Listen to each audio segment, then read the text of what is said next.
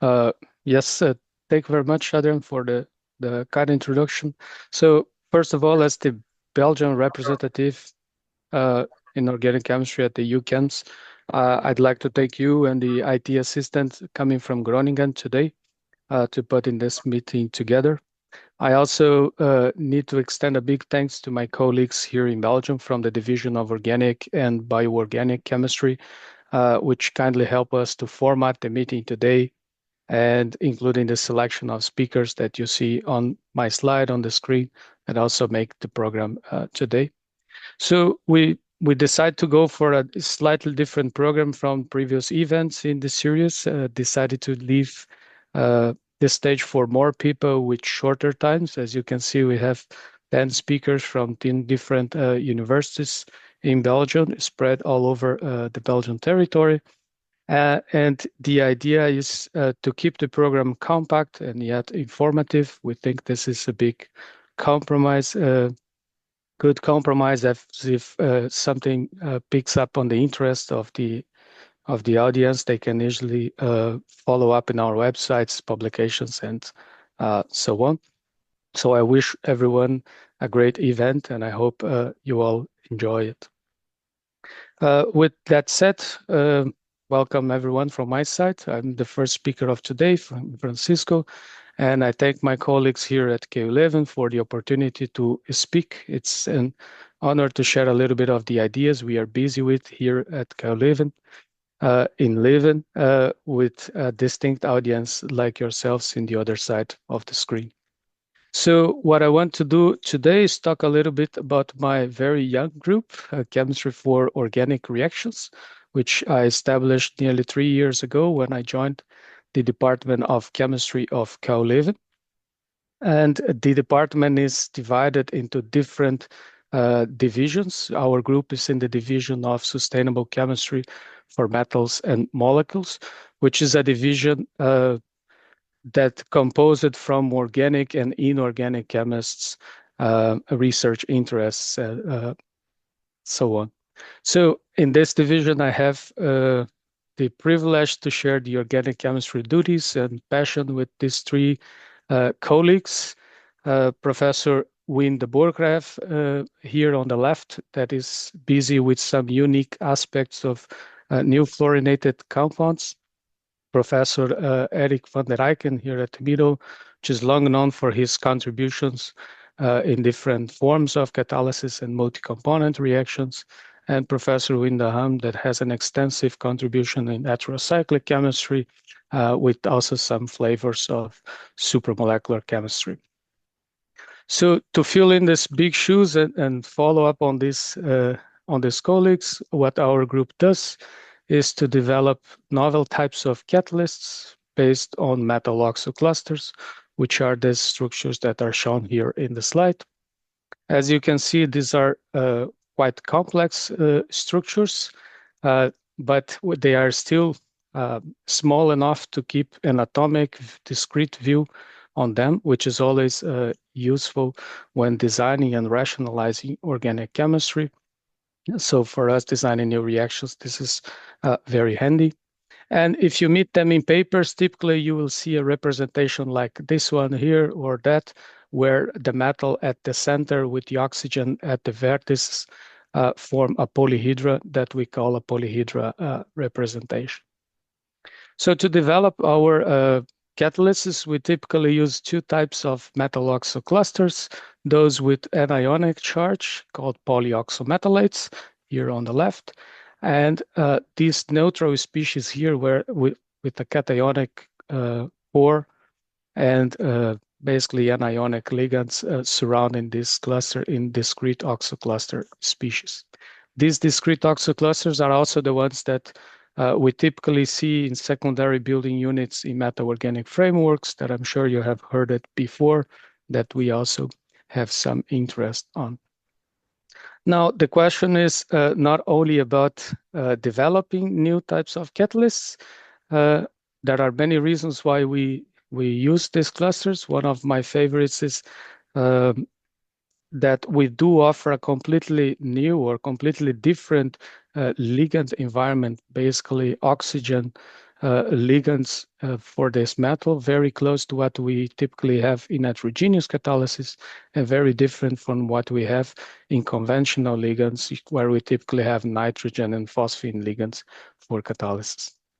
Now, the other real advantage or benefit of working with these structures that they can be easily obtained. So the metal cations can be hydrolyzed under controlled conditions, and with the right ligands, many of these species are stable enough to be formed and isolated and then subsequently use it in reactions.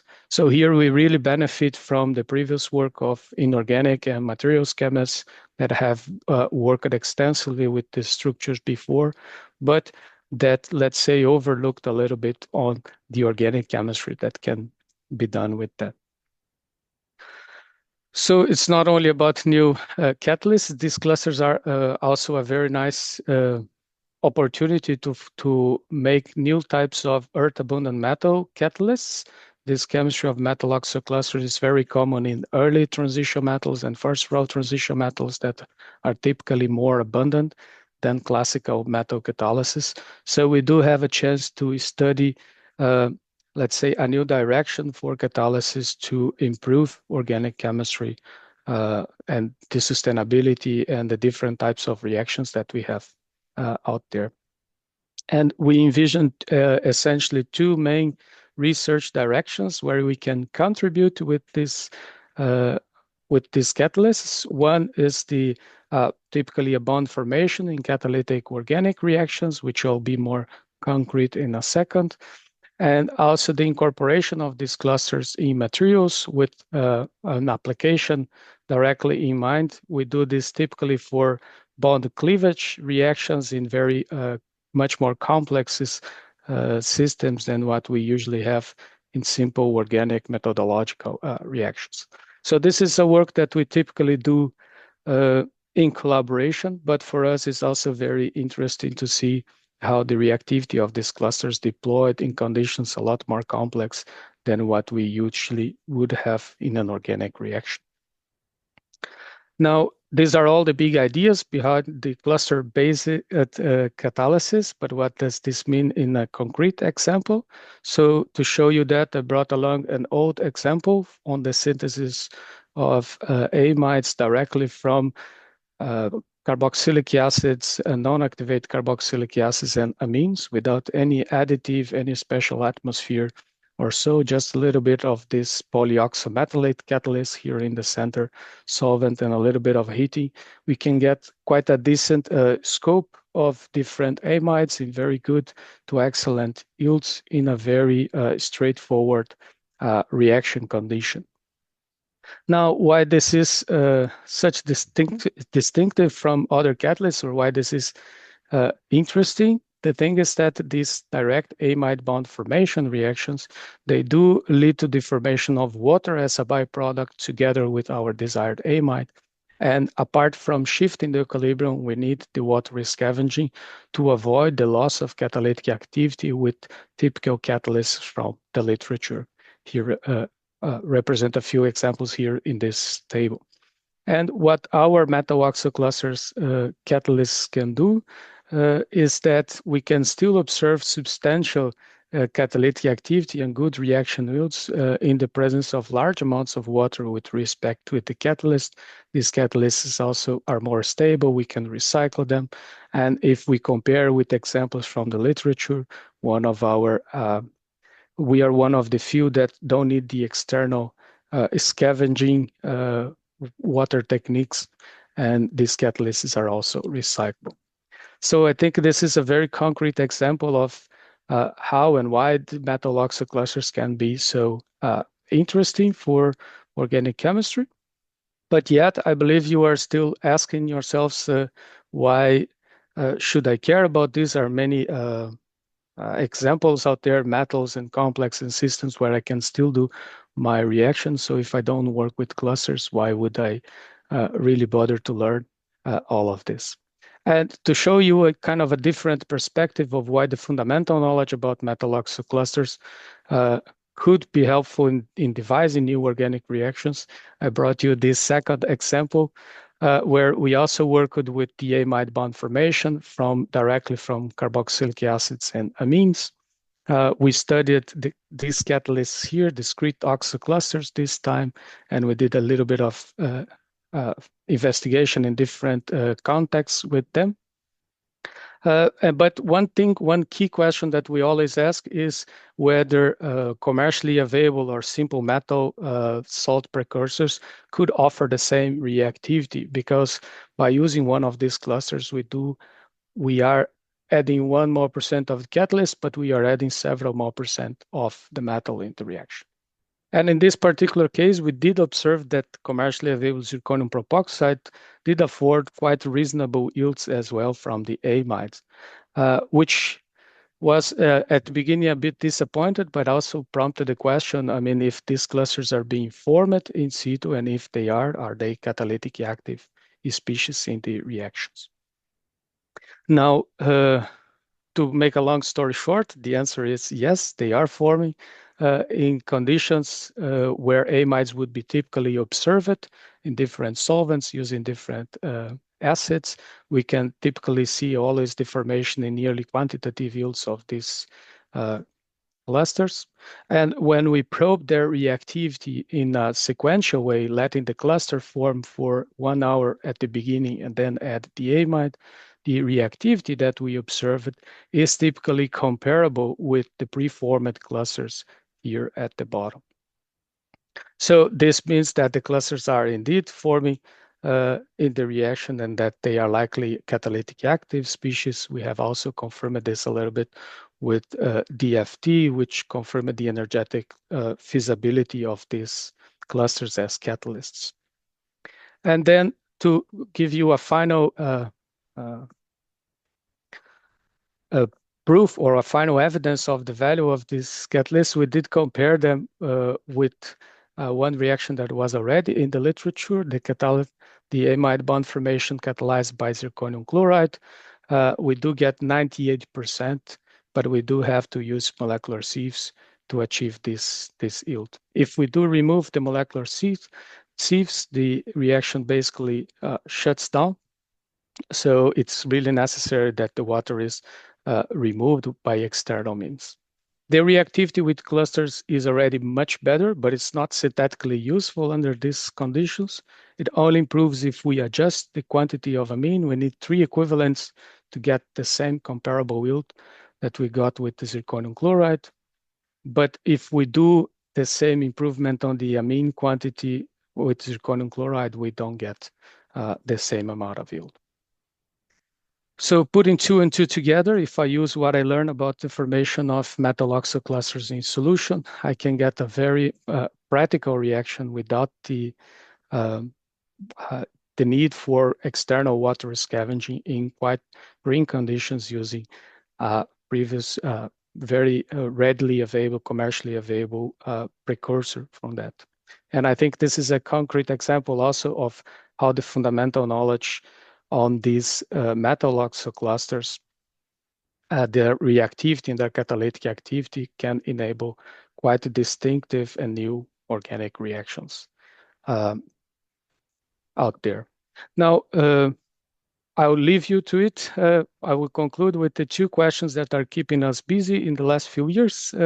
If this is all true for zirconium, then what about other metals and other reactions? Can we also establish the same connections elsewhere, or was this just a one-off?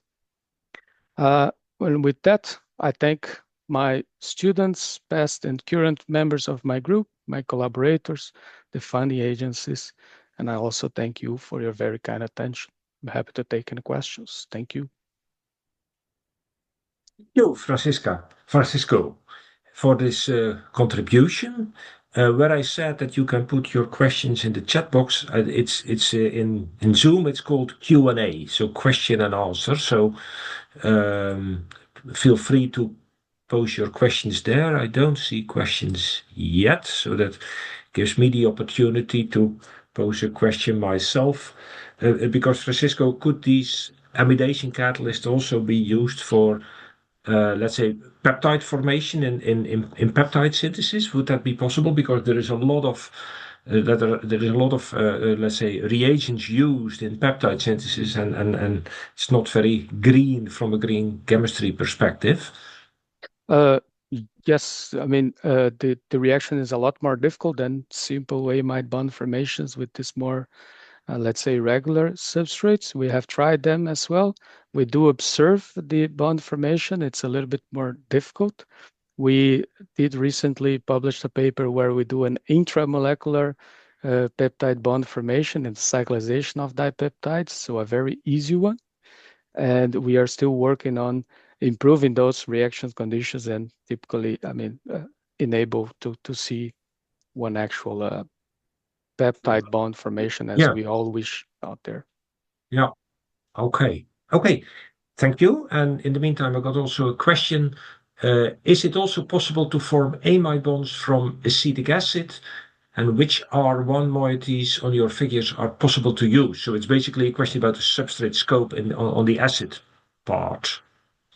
No, we can. So my last example will focus a lot on acetic acid because we use it as was the simplest one to form the clusters and showcase that their formation in situ was leading to the product as well. But we can definitely use different kinds of acids. Some of them are a little bit more sluggish reactivity with some extra substitution, but the substrate is the scope is varied, and I think we do have a very reasonable compatibility with heterocycles, for example, which are always interesting substrates for drug discovery campaigns and so on. Thank you. And another question that just came in is, could the catalyst be easily removed from the reaction system? It's actually a question I had myself as well. In how far do you see this as heterogeneous catalysis or Well, how do this you this? depends a lot on the solvent of the reaction and the structure of the catalyst. But by heating, we typically have with small amounts of catalyst homogeneous systems. And at the end, if the catalysts don't precipitate, we typically can precipitate them with a less polar solvent, something like ether or pentane is able to precipitate them. And then from there, we always have to optimize a bit a few steps, but we have been successful in demonstrating that they can be recyclable as well.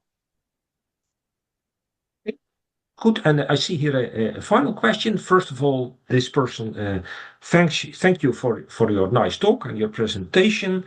And then he or she says, can your catalyst, basically refers to the first question as well, can your catalyst have the ability to replace reagents like DCC, HA2, Ta2, etc., the famous peptide coupling reagents, because these DCC-like catalysts are problematic for purification? So that refers a bit to your first question. Yeah, so that's one of the goals of this particular work, to enable this direct amide bond formation without using these additives. One big challenge that we have been successful there is to keeping the stereochemistry of these alpha amino acids for peptides. So we could demonstrate in simple systems that the optical purity is maintained, but we have also we still have some work to do in more complex substrates to know if how much we preserve the optical purity will actually make to a viable system for more complex substrates without using the coupling reagents that the person mentions. Okay. Thanks very much, Francisco. And Thank that you. concludes your presentation, because then we go on with the second speaker, Quentin Duez from the University of Mons, Bergen. And let's see whether Quentin is able to share his presentation. Yes. Oops. Do you see my screen? Yes, there it is. Not yet full screen, but I do. Yeah, this is yeah, perfect. Thank you. Go ahead. Awesome. Thank you. So good afternoon, everyone. It's my pleasure to show you what's going on around organic chemistry at the University of Mons. So I'm a postdoc in the organic synthesis and mass spectrometry laboratory then at UMons. And within the chemistry department at the universities, while most labs actually focus on material science, we have 3 labs focusing on organic chemistry. So we have the lab of Professor Sophie Laurent, I'll put the pointer, Professor Sophie Laurent, who focuses on the synthesis of metal organic-based contrast agents and iron oxide nanoparticles for various types of imaging, also drug delivery and cancer therapy. Then we have the lab of Professor Olivier Coulombier, who focuses on the synthesis of monomers, molecular building blocks, and catalytic systems for the preparation of functional polymers, as well as the valorization of plastic waste through recycling and upcycling approaches. And finally, we have the lab that I'm part of, the lab of Professor Pascal Gerbeau, who focuses on bringing together organic chemistry and mass spectrometry. And so in the lab, we are trying to develop new approaches focusing on mass spectrometry to characterize organic compounds. And as a part of my research in the lab, I'm going to show you how we use mass spectrometry to look at structures in the gas phase, but also reactivity in solution. So to look at structures in the gas phase, we especially use ion mobility. So I will introduce it in a few slides. And I will show you an example of how we use it to look at structures in the gas phase. So to look at, for instance, the stereochemistry of coordination cage complexes. I will also show you how we look at reactivity in solution by coupling continuous flow chemistry with mass spectrometry and how we can use that to learn about reaction dynamics, for instance. So let's start with structures in the gas phase. So this is actually a project in collaboration with the group of Jonathan Nitschke from the University of Cambridge. And for this project, I got in touch with Dr. Itai Massad, who is a postdoc in the Nitschke group. And Itai is focusing on these coordination cages here made out of zinc 2 ions and these troxine ligands. These ligands are actually interesting because they introduce a level of chirality in the complex, because the R groups can be pointing either clockwise or anti-clockwise if you flip the ligand. And because you need 4 troxine ligands to build the cage, that means that you have 5 possible diastereoisomers, ranging from all ligands clockwise, all ligands anti-clockwise, and all intermediate ones. And in the coming slides, I'm going to refer to these diastereoisomers based on their symmetries. So we have 2 T-symmetric complexes, a T large and a T small, 2 C3 symmetric complexes, and 1 intermediate C2 symmetric complexes. And an interesting feature of these cages is that depending on the nature and the number of ligands that they bind inside of their cavity, you get a different diastereoisomer. So for instance, here, NMR tells Itai that if he binds 1 adamantane molecule within the cavity, then he gets the TS diastereoisomers, but if he binds 4 molecules of the adamantane, then he gets another diastereoisomer. And so Itai was interested as to whether using the mass spectrometric tools in the lab, we could resolve all these diastereoisomers and see what could happen when we bind some ligands inside of these cage complexes. And to do this, we called ion mobility to the rescue. So ion mobility, it's a technique which separates ions in the gas phase based on their size and shape. And so it's very useful if you have a mixture of isomers. And while most instruments actually have a linear cell, the newest instrument we have in the lab has a cyclic cell, which has kind of this donut shape. And what we can do is introduce the ions in the cell and do as many cycles as we want. So we call them passes. And basically, the more passes you do, the longer the path length is, and so the better the separation you will have.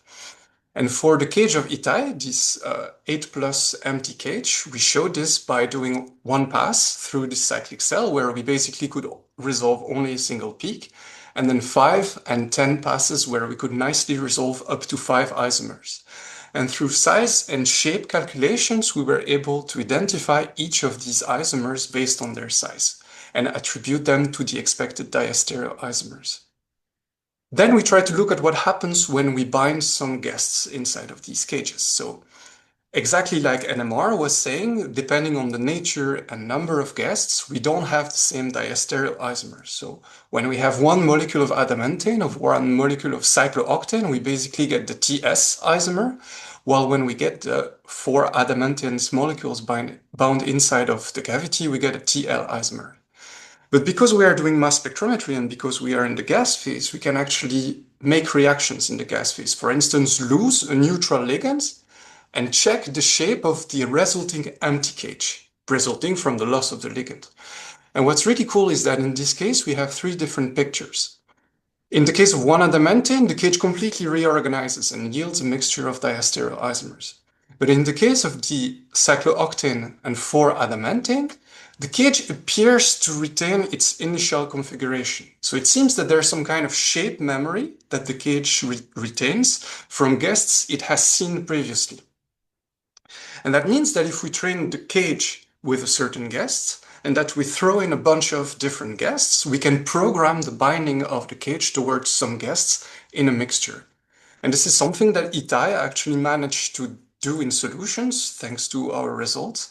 And if you want to know more about the story and about our results, you have a preprint that was published a few weeks ago in ChemArchive. So if you're interested, feel free to check it out. So that was the part about looking at structures in the gas phase and how we can use ion mobility to look at ions with different sizes and shapes. Let's now move towards solutions and towards how we can use mass spec to look at solution reactivity, so the second part.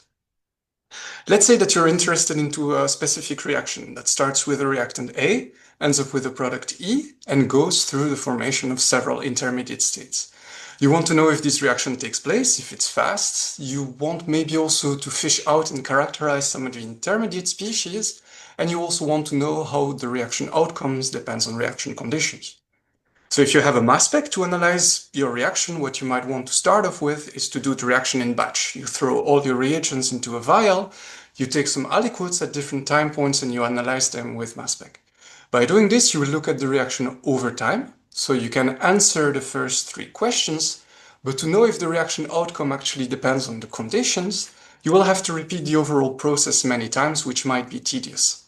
And so instead, you could transition from batch to flow conditions. For example, by interfacing some syringe pumps to a flow reactor and a flow reactor directly to a mass spec. Typically, because we are in flow, we can control the reaction time. And typically in our experiments, what we do is to control to keep the reaction time constant, but to change the reaction conditions by changing the stoichiometry between the reactants, their concentrations, or also maybe the temperature. And the results I'm going to show you in the coming slides have all been acquired with a special type of flow reactor, which is a CSTR, a continuous stirred tank reactor, which is basically a small tank equipped with a stir bar, which has several inlets and 1 outlet. And because you're continuously flowing in your reagents, it means that you're continuously pushing out your reaction mixture, which you can then continuously analyze by mass spectrometry. And together with Charlotte in the lab, we were actually interested to see what would happen if we start modulating an input concentration periodically, how that would result in a reaction mixture in flow, and how we can use mass spec to better learn about reaction dynamics. And so to do this, we coupled programmable syringe pumps from the LabMate company with a CSTR, the flow reactor I introduced you just before, with a half-an-hour reaction time. And we coupled this reactor with a mass spectrometer. And the model reaction we chose to work with was this organocatalytic Michael-type addition between an alpha-beta unsaturated aldehyde and cyclopentadiene.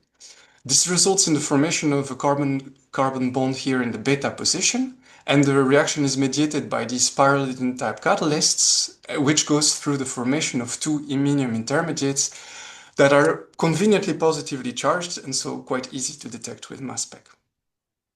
So I have just redrawn here the reaction on the top of the slide.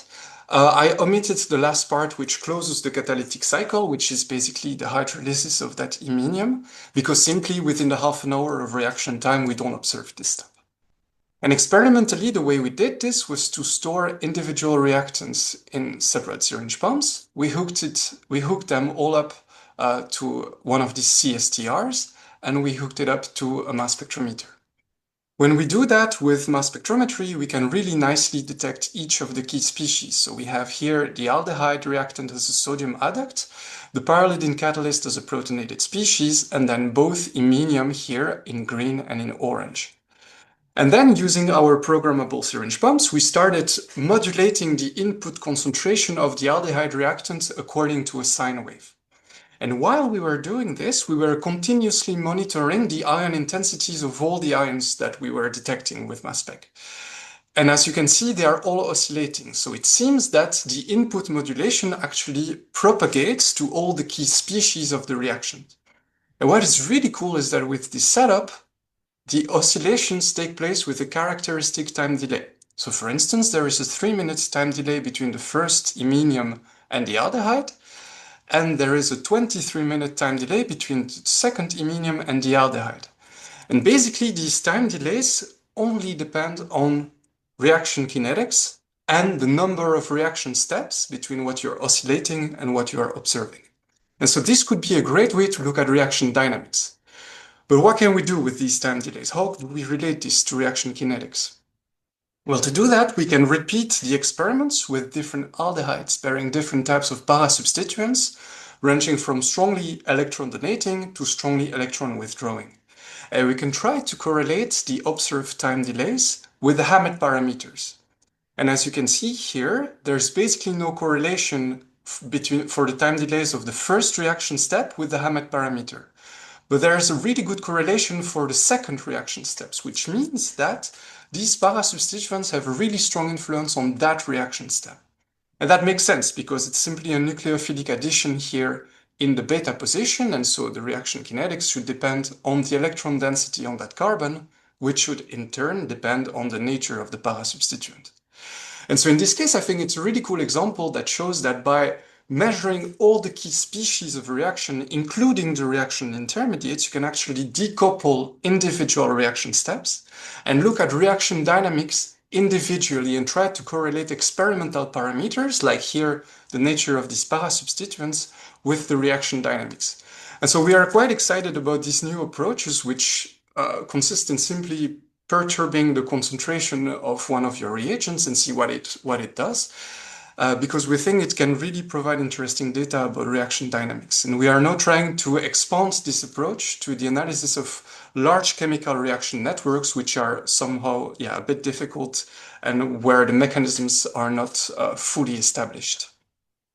So if you're interested about applications for coupling flow with mass spec, we published a review last year in Chemistry Method, and the paper about these oscillating concentrations has been published this year in Chemistry Europe.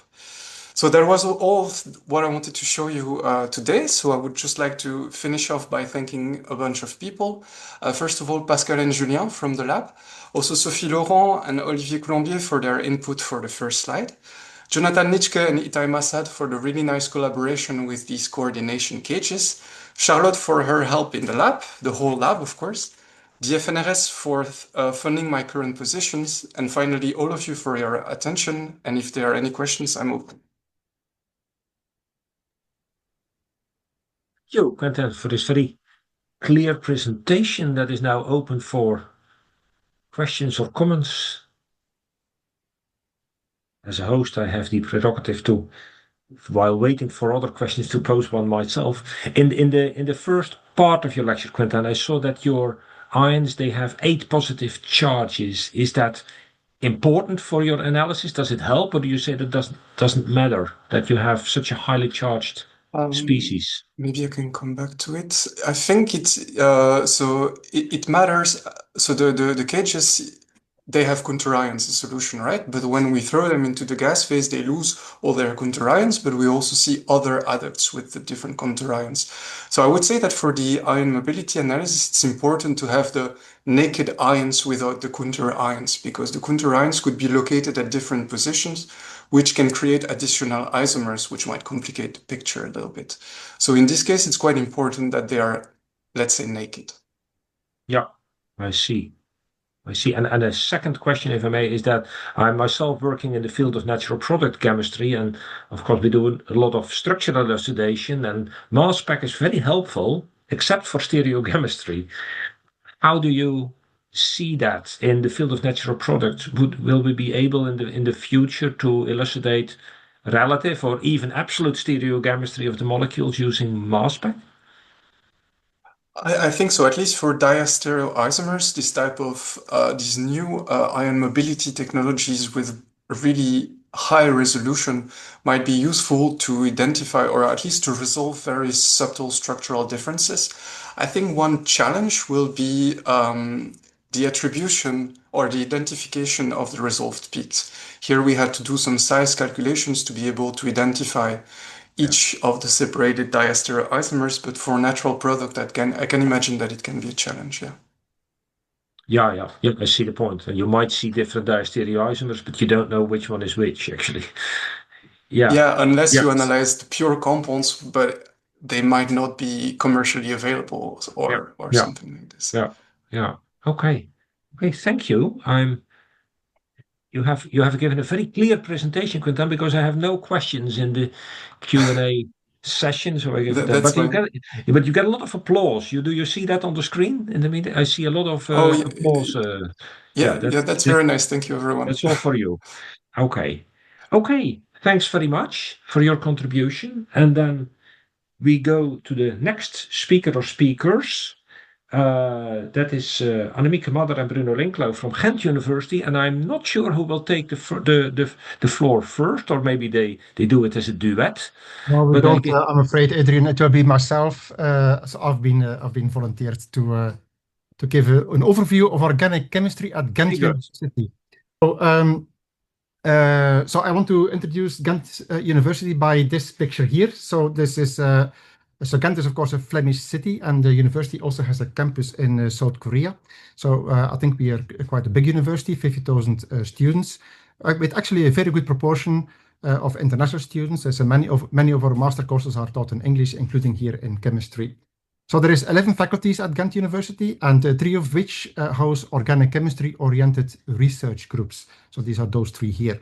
And what follows, I will actually walk over all these labs and give a very brief overview of the chemistry done in those labs.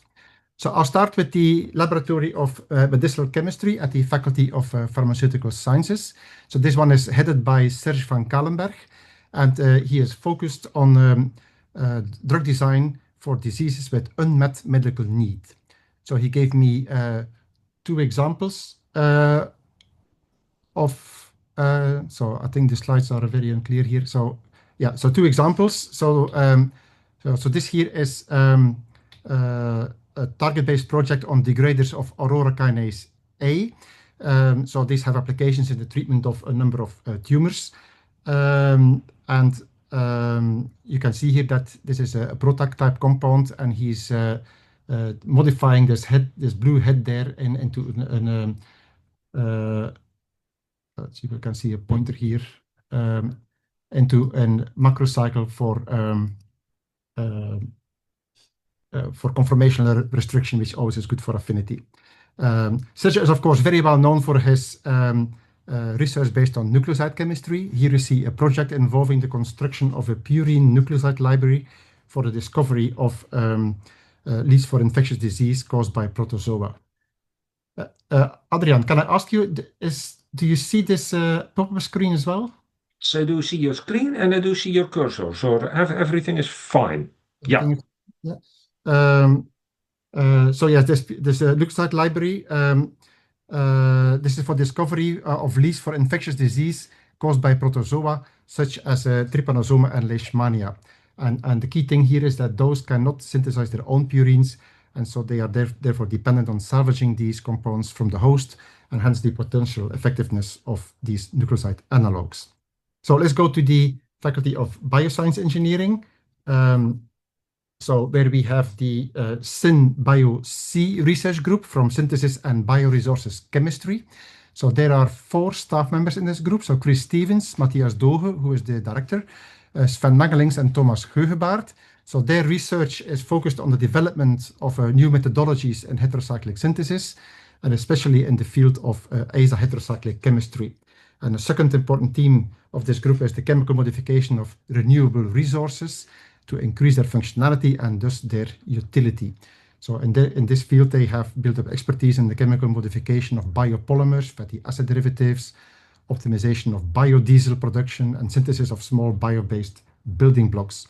And finally, there is a focus on microreactor technology and continuous flow chemistry to facilitate and scale up of industrial relevant processes, and also they have a very heavy focus on high throughput experimentation. In fact, Chris Stevens is the driving force behind the University of Ghent High Throughput Experimentation Center, so the HTE Center in Ghent, So this provides state-of-the-art, high-throughput laboratory at the Technology Park in Zweinaard, just across the canal here in Ghent, which is dedicated to the development of small molecules and biopolymers. So it is intended to be a service, so everybody can go there to do their experiments, and intended to be a bridge between organic synthesis, automation, and artificial intelligence by integrating technological platforms on all different scales, so 1536 plates up to 10 milliliters parallel 10 milliliter reactions here. So by integrating these platforms with serial experimentation and data management coupled onto experimental design, so they have the whole loop here.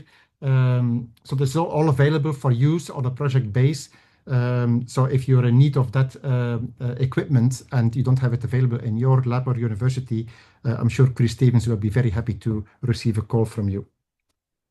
So Chris himself is currently working on the 5-HT receptor, so 5-hydroxytryptamine, with certain subtypes being of particular interest. I'm sure you know, which are involved in depression, others are involved in epilepsy.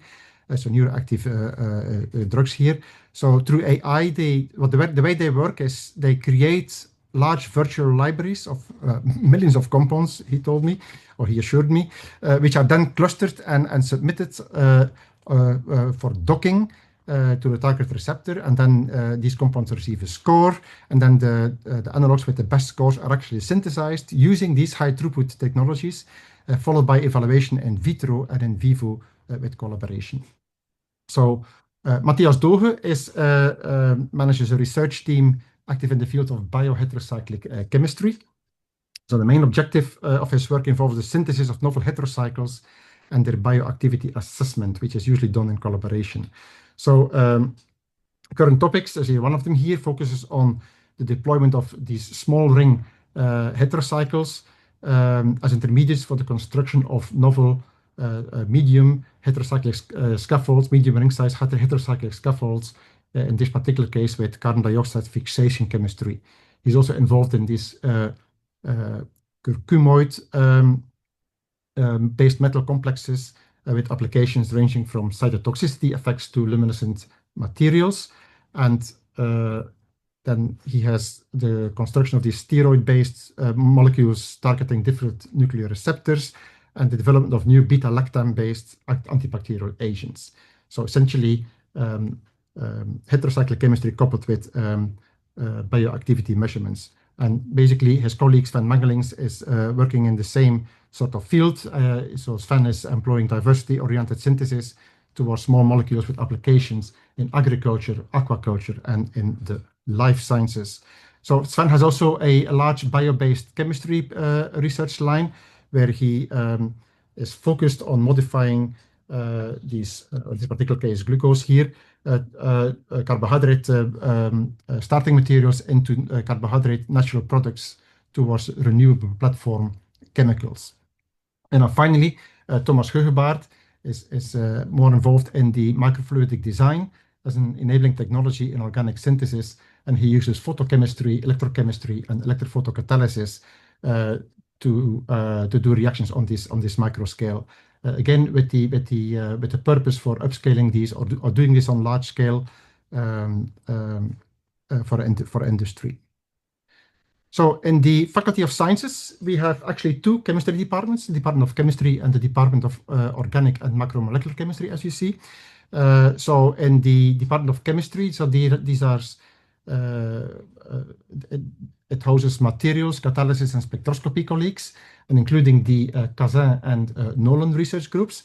And then in our department, Organic and Macromolecular Chemistry, we have 3 organic chemistry groups, which is Professor Annemieke Madder, Johan Winne, and myself. So we are actually located in 2 different buildings, which are, however, adjacent. But the new organic chemistry building in Ghent, which hopefully will be there in a couple of years' time, we will be joining up then in a single building. So Catherine Kazin's research is focused on catalyst design around sustainable homogeneous catalysis. So basically, catalyst design based on sustainable metals, using enabling technologies, including mechanochemistry and electrochemistry, to demonstrate the utility of her catalysts in a wide range of organic chemistry transformations. So Steve Nolan is also a catalysis guy. So he's obviously very well known for his catalysis work in the field of N-heterocyclic carbene-based catalysts, which he applies in a very wide range of reactions involving many different types of transition metals, many different types of reactions. And his focus is on the development of practical high-yielding conditions for typical transformations used in the pharmaceutical industry. So moving on, in the Department of Organic and Macromolecular Chemistry, so we have Johan Minne, who heads a group focused on methodology development, both for small and large molecules. So there is 2 active projects here involving the development of innovative synthetic methodology for small molecules, include cycloaddition chemistry, so involving cations generated from these diethioacetals, as well as CH activation chemistry, ultimately leading to alkane amines after reduction of the reaction product here. So both of these processes are gold catalyzed. So synthetic methodology for large molecules is developed for applications in biopharmaceuticals. So Johan has developed this bromoenone-based click chemistry, which can actually achieve 2 click reactions with 2 different substrates selectively. So very nice for cross-linking chemistry there. And he is also developed in the involved in the development of sustainable polymer-based materials based on this dynamic covalent chemistry. And this is a novel avenue for recyclable polymers. As such, chemistry enables controlled depolymerization/repolymerization. So you don't have to break your polymer or to process it. You can just remold it basically into the desired shape. Annemieke Madder leads the OBCA group, Organic and Biomimetic Chemistry group. So they are working with biomolecules such as peptides and nucleic acids, and she has developed a new, very efficient furan oxidation-based method to introduce covalent bonds between 2 binding partners. So the binding partners can be biomolecules, and she has exploited that for DNA interstrand cross-linking, G4 aptamer stapling, as well as for the detection of nucleic acid biomarkers. She also works on the development of conformationally constrained therapeutically active cyclic lipopeptides, as well as peptide-based hydrogels as novel drug delivery platforms for the sustained release of small molecules and biologicals. And finally, Annemieke also works in the bioconjugation field, where she has developed superior alternatives to the more classically used maleimides based on this triazolene-dione chemistry here. So I'm sure we can do some free advertising here. So some of these new linkers here, some of these tools are commercially available now. So finally, I'd like to take the opportunity to talk a little bit about my research. So basically, I am relatively new at the University of Ghent. I moved here a couple of years ago from the University of Southampton, where I had my previous career. So I came to Ghent, and we will be working with on the area of organofluorine chemistry. So basically, we explore how molecular properties are modified by fluorination. I'm going to give you a very brief overview of all that. So we are working on properties of relevance in the medicinal chemistry field. So this is, for the moment, mainly lipophilicity and hydrogen bonding. And obviously, molecular properties are influenced by conformation. So conformation analysis is, of course, a big part of our job. And so we also do specific research towards conformation. So basically, the very polar carbon-fluorine bond is an excellent tool to influence molecular conformation because of the interaction of this dipole with other polar groups in the molecule. So here we have investigated the interaction with another carbon-fluorine bond. So we have shown here, so this is a combined experimental through NMR coupling constants and computational work, where if you introduce on a straight alkane 1,3-difluorination with anti-relative stereochemistry, then basically the linear alkyl chain is by far the most stable conformer. And this is much more pronounced compared to the non-fluorinated system. Okay, so with a regular pentane or heptane, you have a much more statistical mixture of rotamers. But with this fluorination pattern, you have essentially a straight alkyl chain. In contrast, when the fluorination is syn, then there is almost no linear conformer present in solution. So there's all these bent forms, including a Gaussian interaction. And the reason, of course, is that two parallel CF bonds, the dipole is destabilizing, especially in apolar solvents, and this drives the conformational profile of these kind of molecules.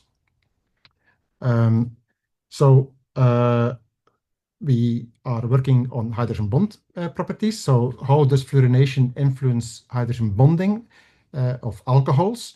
So because of the electronegativity, we all of course expect that the hydrogen bond donating capacity of an alcohol will increase, and this is the case. But on cyclic systems, this is only the case when the fluorine is anti-periplanar to the alcohol. In fact, when you can have an intramolecular hydrogen bonding between the alcohol and the fluorine, your hydrogen bond donating capacity is severely decreased. This is an extreme example here. This is the most extreme example that we have encountered. But even when you have a gauche fluorohydrine here, an alpha fluorohydrine, you also have a decreased hydrogen bond donating capacity. So this was surprising, very surprising in the beginning, because fluorine was not regarded 15 years ago as a very strong hydrogen bond acceptor. And our work has actually quite contributed to the realization that intermolecular hydrogen bonding to fluorine is actually important. It's in certain contexts, and it certainly can influence the hydrogen bond properties of neighboring hydrogen bond donors in unexpected ways. So we have since done a whole range of measurements of cyclic and of structures of increasing conformational flexibility, and the message is always the same. Intermolecular hydrogen bonding to fluorine is actually quite a modifier of the hydrogen bond donating capacity. So we published a lot of papers here. And in the last paper, we actually have introduced a conformational descriptor which you can calculate and which you can predict the strength of intermolecular hydrogen bonding to fluorine and also the extent of hydrogen bond donating capacity of the alcohol for each conformation. So we call this a conformational hydrogen bond predictor, which is quite powerful for designing molecules with particular hydrogen bonding. So we measure hydrogen bonding through an equilibrium reaction with the standard acceptor in methylpyrrolidinone. And so basically the pKahy scale comes directly from this equilibrium. So it is an equilibrium based, just like acid-base, Bronsted acidity, of course. So it is an equilibrium thermodynamic hydrogen bond scale, basically. Okay, so a big part of our work deals with lipophilicity, namely aliphatic lipophilicity, where we are introducing aliphatic fluorination motifs on alkyl chains to deduce the effect on lipophilicity. So lipophilicity, of course, of extreme importance in drug discovery. So mostly fluorination in drugs has been introduced on aromatic rings, but now aliphatic fluorination becomes more and more in vogue.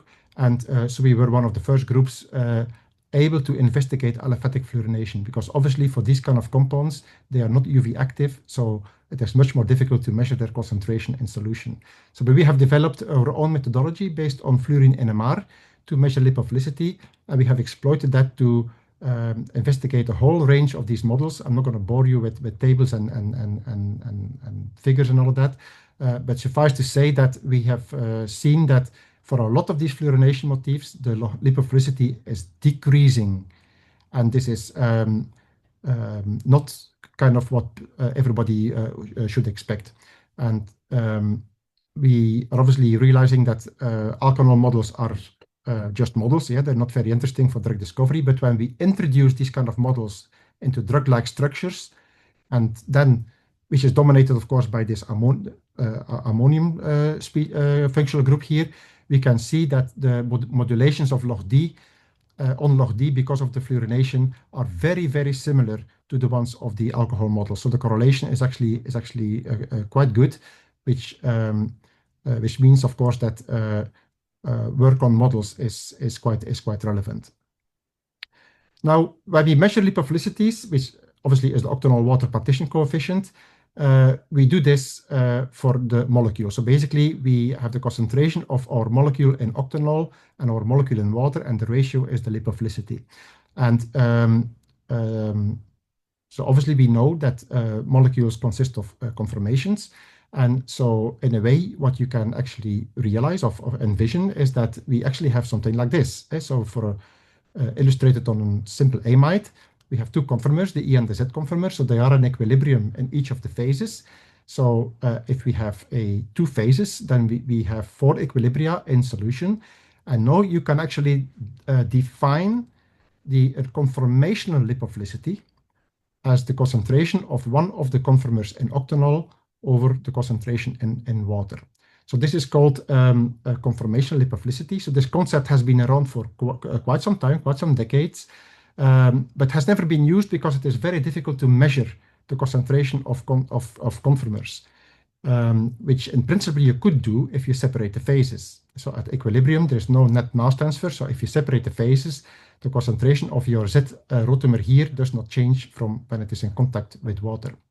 Now, our NMR methodology is actually able to do that. So we were the first to be able to measure conformer-specific lipophilicities, and we are very excited about this because we think that this is opening new avenues towards a refined lipophilicity optimization in medicinal chemistry, especially if one knows the bioactive conformation you're trying to of the compound you're trying to optimize.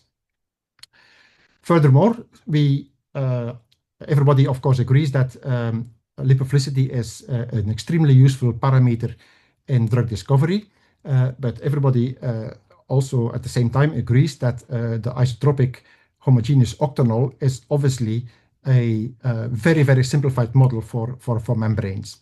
And we started wondering, do these modulations of lipophilicity because of fluorination, which are often quite small, are they actually relevant in a membrane context? Or in other words, the influence of fluorination of lipophilicity, is it the same as the influence of fluorination on membrane partitioning?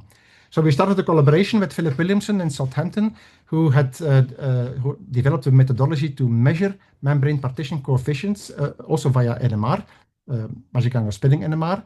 And we actually discovered that this was the case. So we see very good correlations, but only for the same compound series. Okay, I'll show you one here. So we have this cyclopropylmethanol with a different fluorination pattern. So they have all different lipophilicities, and they also have different membrane partitionings, and the correlation is excellent. And so we were very excited about that. And also we noticed that for other series, that there is also a correlation, a very good correlation, but the slope is different. So that means that for a small lipophilicity increase here, you got a large increase in membrane partitioning, whilst for something like this here is the other way around. So we are very excited about that because this, of course, is done in model membranes. But if you extend that, we hypothesize that if you see these slopes in real membranes, and for example, if you would have a high slope in a bacterial membrane and a small slope in a mammalian membrane, that would mean that your compound would favorably partition into a bacterial membrane. So we think that this is an avenue for targeted delivery of drugs, and we are very excited to work on this now. And I'd like to finish by saying that we are also working on fluorinated carbohydrates. So carbohydrates are, of course, fantastic biomolecules, so not only as energy source or as starting material for biorenewable resource stock, but they are fantastic compounds that have biological activities in their own right. So especially when they are, of course, part of oligosaccharides, of glycans. No, the problem is that carbohydrates are very hydrophilic, and so their lipophilicity is way too low to be of interest for medicinal chemistry. And in the so-called glycomimetic field, people try to make these carbohydrates, to functionalize these carbohydrates, so they are becoming more interesting for drugs. And part of a possible avenue is fluorination of carbohydrates. So this is already known in the literature for quite a while. So you make them less hydrophilic. And because of our methodology, fluorine NMR methodology, we actually could quantify that. So we were the first to be able to measure lipophilicity of carbohydrates. And so we established that monofluorination of carbohydrates already increases the log P by an order of magnitude. The log P of glucose is -3. When we have dideoxy difluorination, okay, another order of magnitude, and so on and so on. And you can see that the log P is dependent on the relative position of the fluorine. So here this is dideoxy tetrafluorination, has a similar lipophilicity range as trideoxy trifluorination, and so on and so on. So this is not quite, well, it's quite an active field. We're not the only ones working in this field anymore. But it's interesting to see how now we can actually quantify the lipophilicity increase upon fluorination. We are also interested to actually see what is the effect of fluorination of carbohydrates on their actual binding. So we have a very nice example here with these tetrafluorinated carbohydrates. This was done in collaboration with Stéphane Vincent of University of Namur, and Jiménez Barbero by Uguni Bilbao, and then David Sanders, who did the crystallization. So where we actually saw that this was a better binder than the corresponding free sugar with the two hydroxyl groups here. And this was rationalized by looking at the crystal structure where these fluorines could undergo specific interactions with hydrogen bond donors or carbonyl acceptors. So these non-classical interactions that can be instilled by fluorination. So this is very exciting work, very complex work. So we're not working on this anymore. But now I'm back in Belgium. Hopefully I can start collaborating with Stéphane Vincent again. And so the fact that we have these different interactions where we change hydroxyl groups for fluorine obviously means that if you have a particular glycan that can bind to different proteins, if you change that particular fluorines in our glycan, that change will be different for different proteins. So basically, this is an avenue for selectivity. So we investigated that by synthesizing a library of Lewis X glycans. So this is trisaccharide with glutamate, galactose, and fucose here, where we had different fluorination patterns. So all these lines here represent the measurement of a separate fluorinated glycan. And so HDC sign and classical CTB are two proteins that bind the native Lewis X. So we've shown that with different fluorination patterns, it is possible to increase the affinity for one protein and decrease for another one.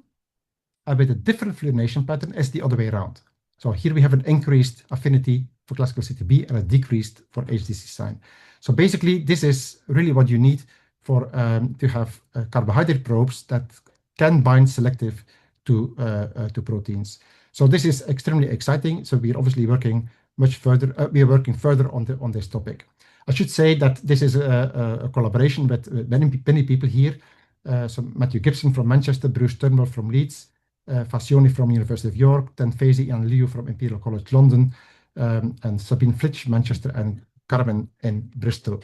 So this is a multidisciplinary collaboration making these glycans and measuring these glycans. We can obviously not do the measurements ourselves. So all of that, of course, requires synthesis of fluorinated carbohydrates, and we've published a lot in the area. And I see that my time is up, so I'll stop here, and I'll show you my email address. If you have any questions about this work, you can answer me. And I'd like to finish, Adrian, if I may, with one more slide. So we're not only a fantastic university, we're also a fantastic city. So this is a medieval city center, but also very nice modern buildings around in the city. This is the library. And Ghent, of course, is festival city, lots of festivals, bike-friendly city, a lot of culture, a lot of good food. So come to Ghent and you'll enjoy it. Thank you very much. Thank you, Bruno. Irresistible. Yeah. And as you showed already your email address, in view of the time, I would like to keep the discussion short. I'm looking at the question and answer because it's now the time, but my words are taken so serious, Bruno, that nobody dares to ask questions anymore. Sorry to go over time, but I practiced it was not so long. So Okay. Now then, so everyone, all the participants can see the email address of Professor Linclau. So if they have questions later on, I suggest they send him an email and they will for sure get a response. Thank you very much, Bruno, for your contribution. And then we straightforwardly go on with Professor Thibault Gendron from the University of Liège. Luik, and you can share your presentation with us. Sure. All right, Yeah. can you see my screen? I do, not yet full screen, but I do see, yes, this is it. Yeah. Wonderful. Okay. Thank you. All right, thank you very much for the invitation and for letting me present what we're doing here at the University of Liège.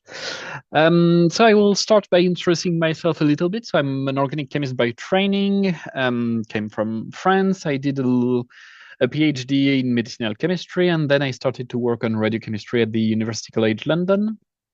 And then I did a bit of an incursion in the private sector, where I worked at Traces here in Liège, still in radiochemistry. And I started here at the University of Liège like a couple of years ago, so 2023. And I wanted to start with a little bit of an overview of what is available at University of Liège in terms of chemistry.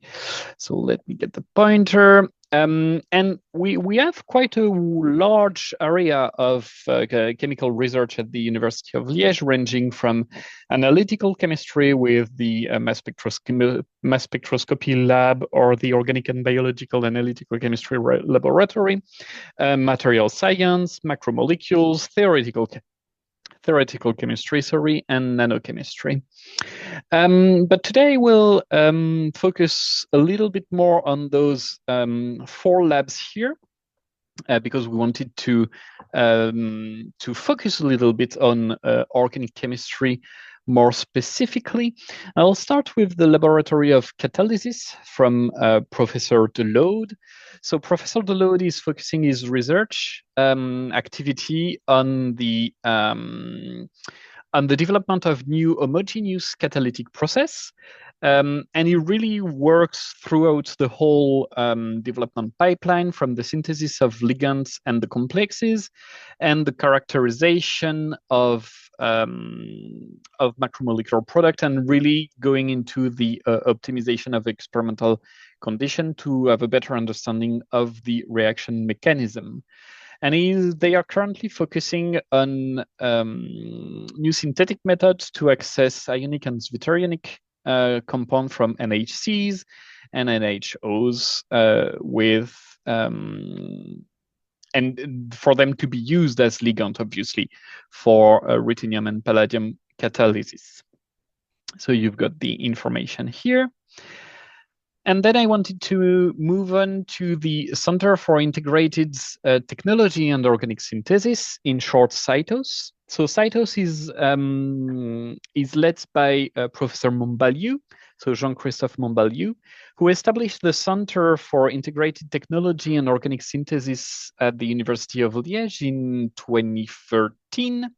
And he now leads the first European Corning Advanced Flow Reactor Qualified Lab. He also funded Flow for All. Do we have the... I lost it.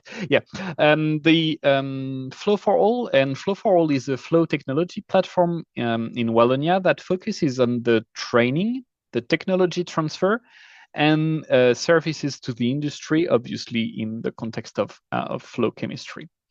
He's associated editor of the Journal of Flow Chemistry and board member of Flow Chemistry Society.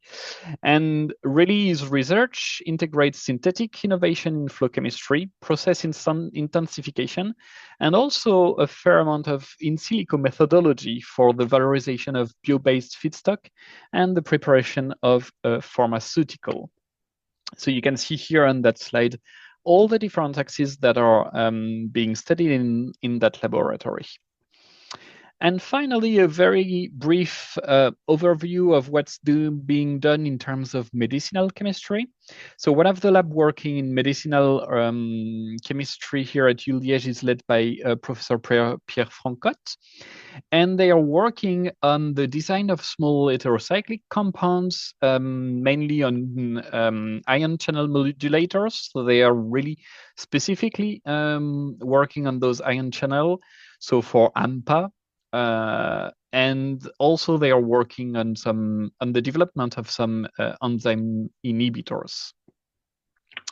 And as far as I'm concerned, I am working in the field of radiopharmaceutical science here at the University of Liège, where we essentially work on both organic medicinal chemistry and radiochemistry and many more. So my goal here today is to give you a bit of an overview of what radiopharmaceutical sciences are and what we do here at Liège.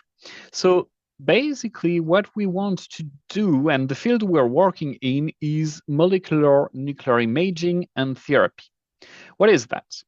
The idea here is to use radioactive atoms and radioactivity for medical application, and more specifically to bring a radioactive atom where it needs to be within the body and essentially where the disease is here. So how does that work? So disease targeting radiopharmaceutical, so a molecule that has been tailored to selectively target a disease, and that is radioactive, is injected to a patient that will then distribute throughout the body and accumulate in the disease area.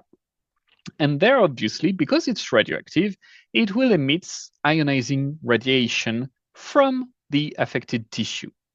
And there, we can use those ionizing radiation for two purposes, either for the purpose of diagnostic or for the purpose of therapy. So in terms of diagnostic, why is it of use? It's because you're probably aware, ionizing radiation, they can be detected from the outside with an excellent signal-over-noise ratio, and more importantly, they are quantitative, which means that we can look at the distribution of the radioactivity and its concentration throughout the body and quantify to which extent the disease is, and therefore monitor it and stage the disease. So here you've got an example of a picture with a specific radiopharmaceutical for the diagnosis of dementia. And the other aspect is the therapeutic aspect, which is usually more well known, is the use of ionizing radiation for treatment, because ionizing radiation can make damages, especially on the DNA, that can be used to essentially kill cells, like, for example, cancer cells. Now the question is, what is a radiopharmaceutical? A radiopharmaceutical is a molecule, an organic molecule, that has been specifically tailored, designed, like in normal medicinal chemistry, to target a disease. But on that molecule, we are going to put a radioactive atom that will then emit the radiation. Now, obviously, those radiopharmaceuticals are not naturally occurring molecule. The radioactive atom is artificial and must be man-made. The molecular moiety is to be developed in kind of standard medicinal chemistry for each and specific disease.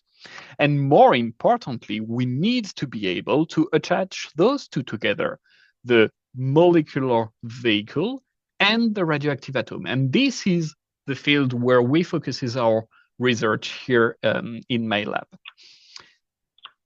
So how do we develop those specific molecules? So this is the typical development pipeline, with first the medicinal chemistry efforts to design the vehicle, then the radiolabeling methodology in order to optimize and establish the chemistry to link the two together, then the process development and automatization, going forward preclinical studies and clinical translation.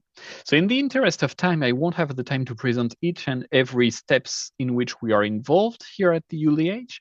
I will just focus on those two, the radiolabeling methodology and automatization, because I think those are the most interesting for today's audience. So let's start with radiolabeling methodology.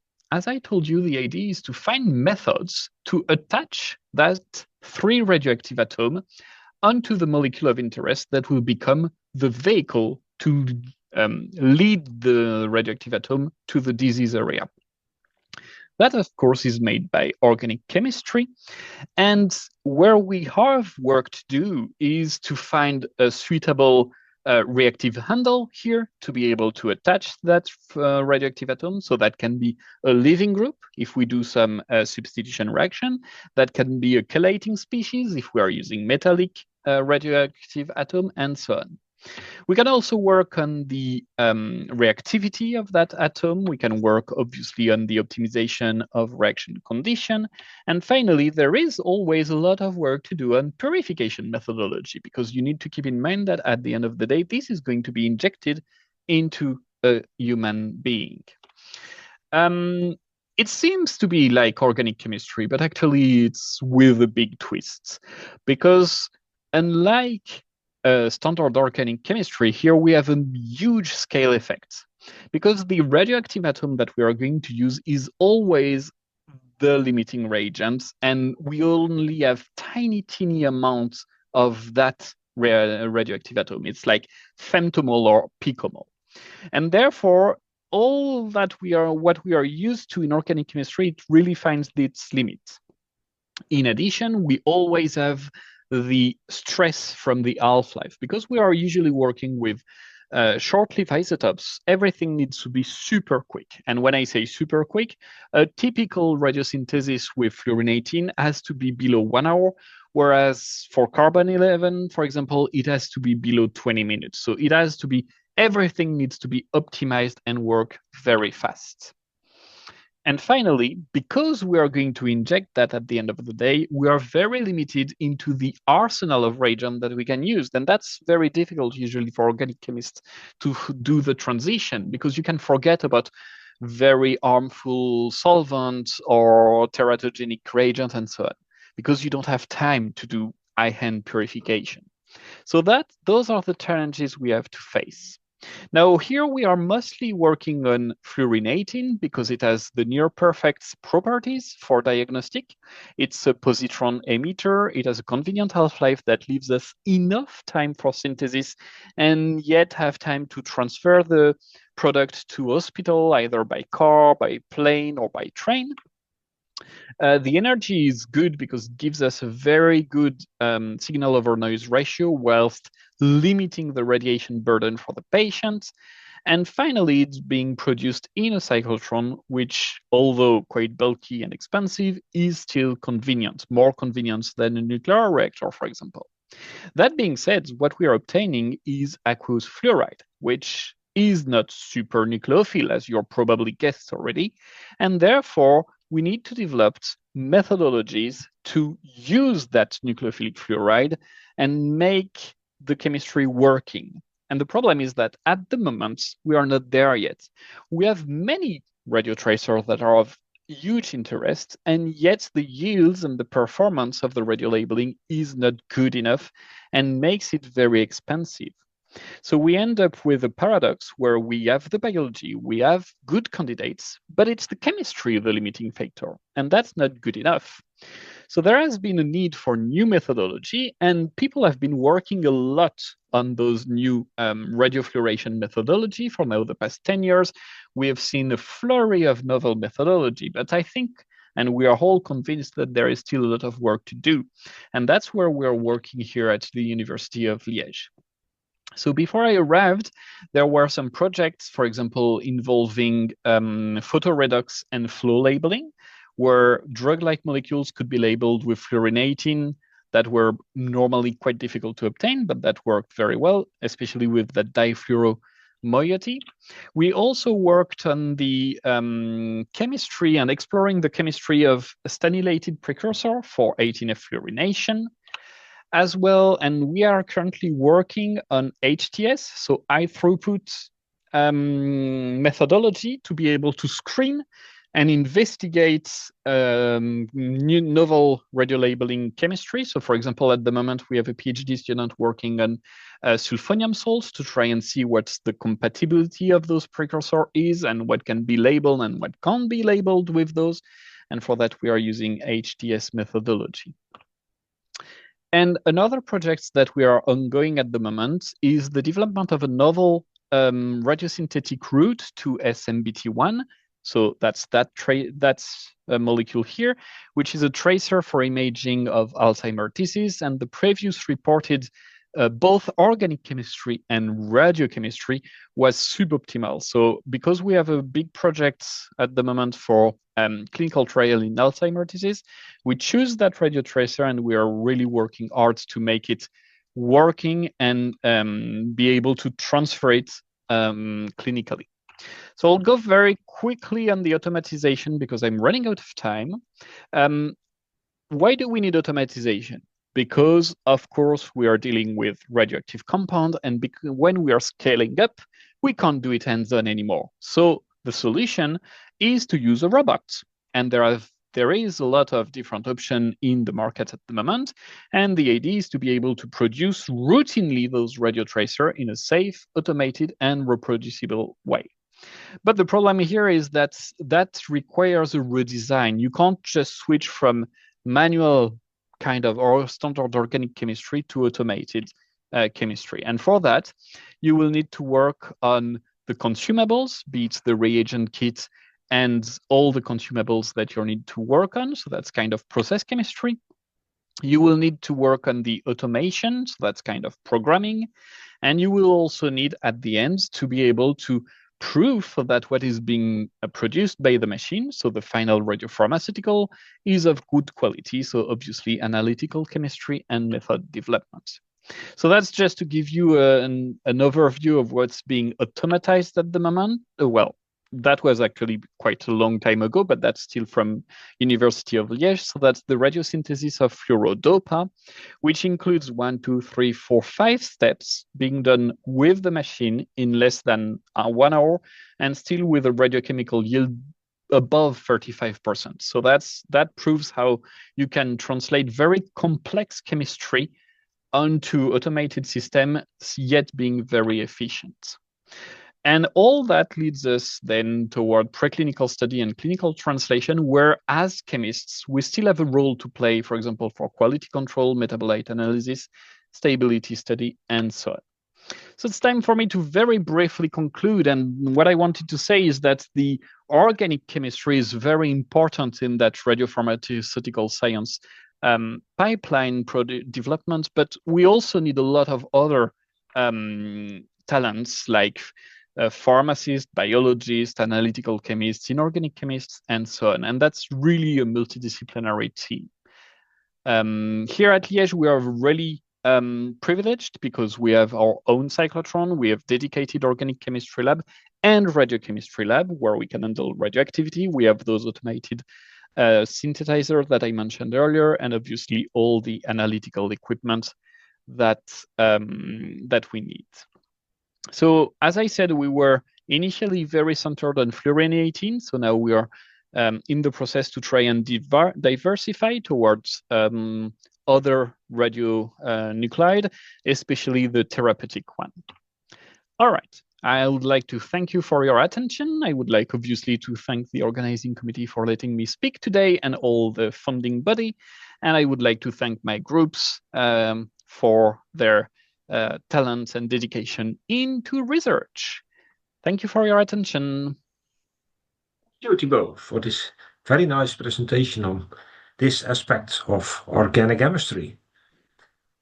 Questions, comments, please put them in the Q&A box, then I will read them out.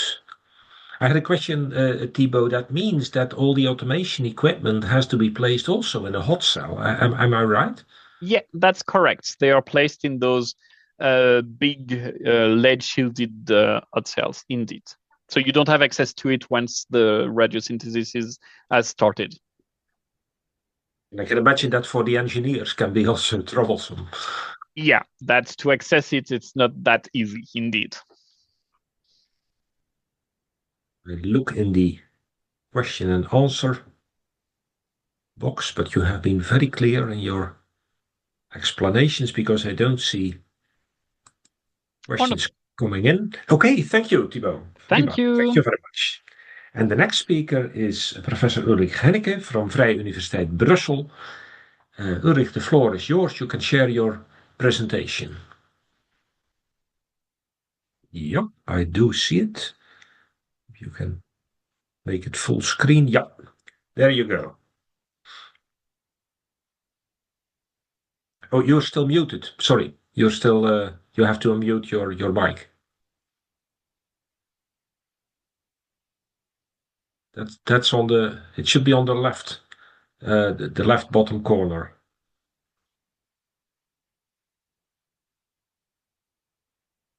No, it's still muted. Yeah, sorry, that was difficult to find.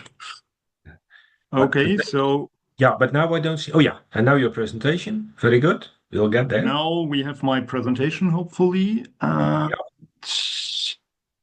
I just have to get it on my personal screen now, which is apparently a bit difficult. Okay, so there we are. Yep. Welcome everybody. So my name is Uli Hennecke from the Vrije Universiteit Brussels. So you will see the next presentation is going to be given by a colleague with a university name which is very similar, except that our name is in Dutch. So we are the Dutch-speaking university in Brussels, whereas my colleague Gwhilherm Evano will be from the French-speaking university.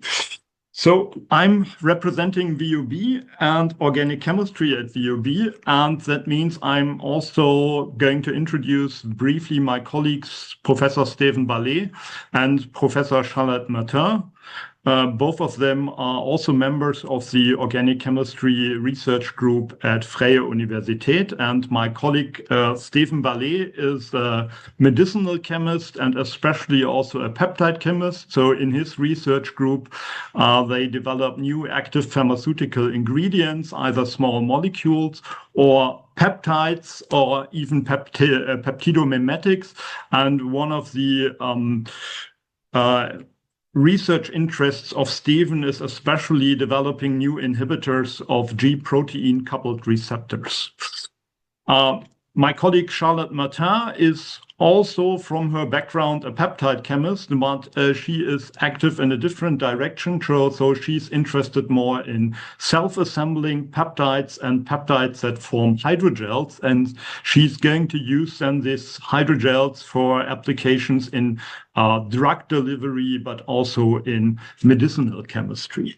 And that leaves myself. I'm more the, let's say, classical organic chemist at VUB. So I'm interested in the synthesis of small molecules and especially also the development of synthetic methods. And in this area, we have a track record, I would say, in halogenation reactions, especially in asymmetric halogenation reactions. So we have developed new catalysts for halocyclizations, for halogen-induced polyene-type cyclizations, and also some related reactions. But my group is also interested in bioactive compounds. So we have a project on synthesis of certain bioactive alkaloids like polyveoline, or also on reactive small molecules like the acedomonoamides.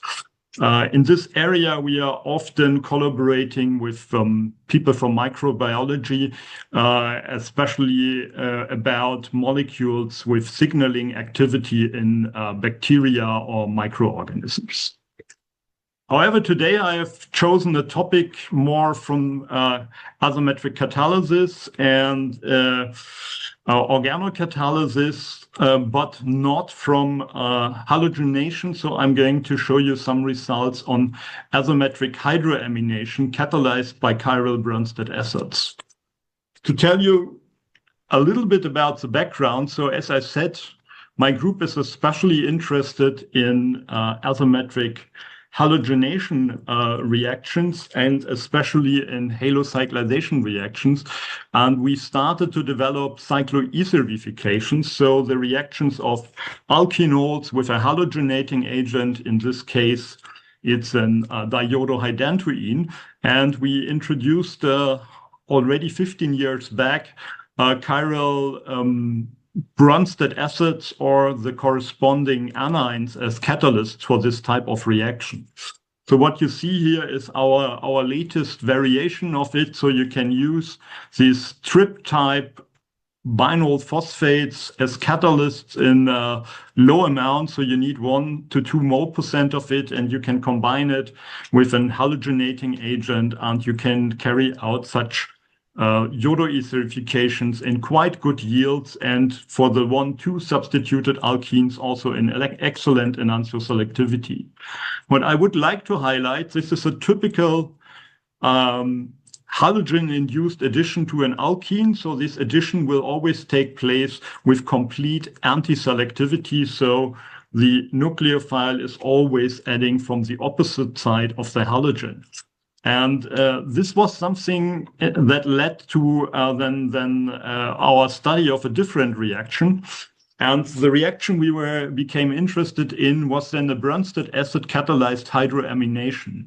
And if you think about such a reaction, it's a bit of a counterintuitive reaction. If you would want to catalyze an hydroamination, the standard procedure will be probably to use a metal catalyst, a transition metal catalyst like palladium, for example, or titanium. Or as an alternative, you can also carry out hydroaminations by radical chemistry.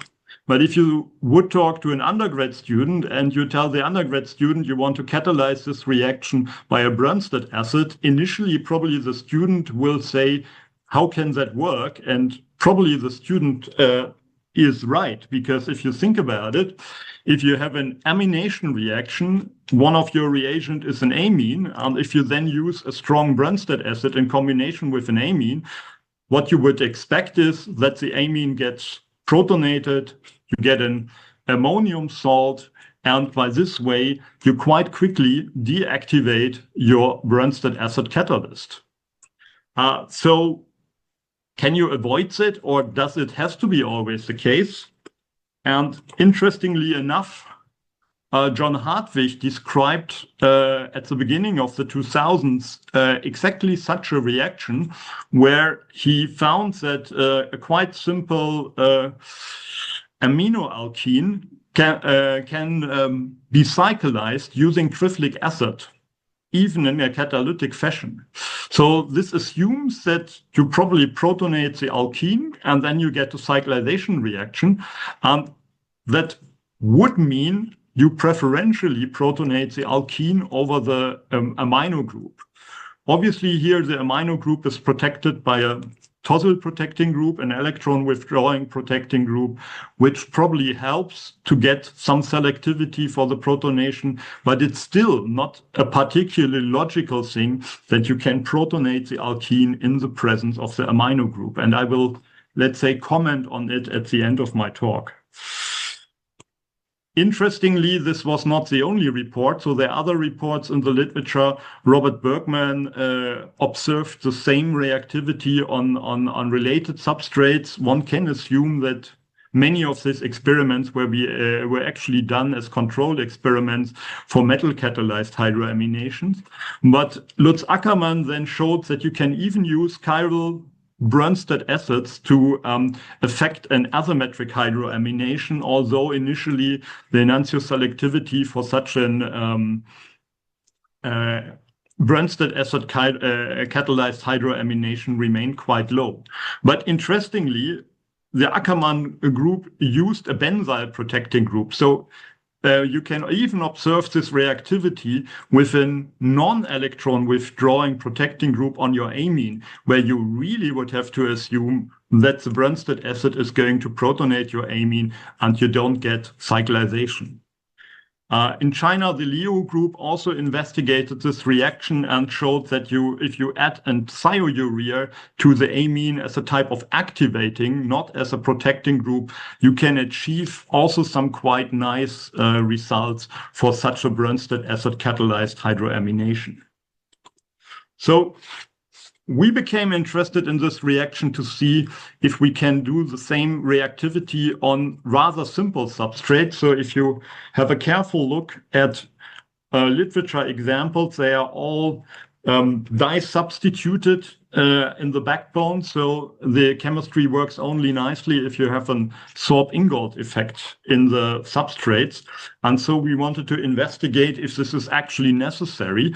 And we found very quickly that we can do the cyclization even without substitution in the backbone if we use a very acidic catalyst. So if you use the conventional vinyl phosphoric acids, they are not acidic enough. You're not going to have any reactivity. Even if you use this dimeric IDP-based Brønsted acids, they are also not yet particularly acidic enough, and so you get only low conversion. But if you then select Ben List's newly introduced IDPI Brønsted acids, chiral Brønsted acids, which are much more acidic, then you can observe excellent conversion, and you can also observe then excellent enantioselectivity if you optimize the binyl backbone a little bit, and if you use an adequate electron withdrawing sulfonate group on the catalyst.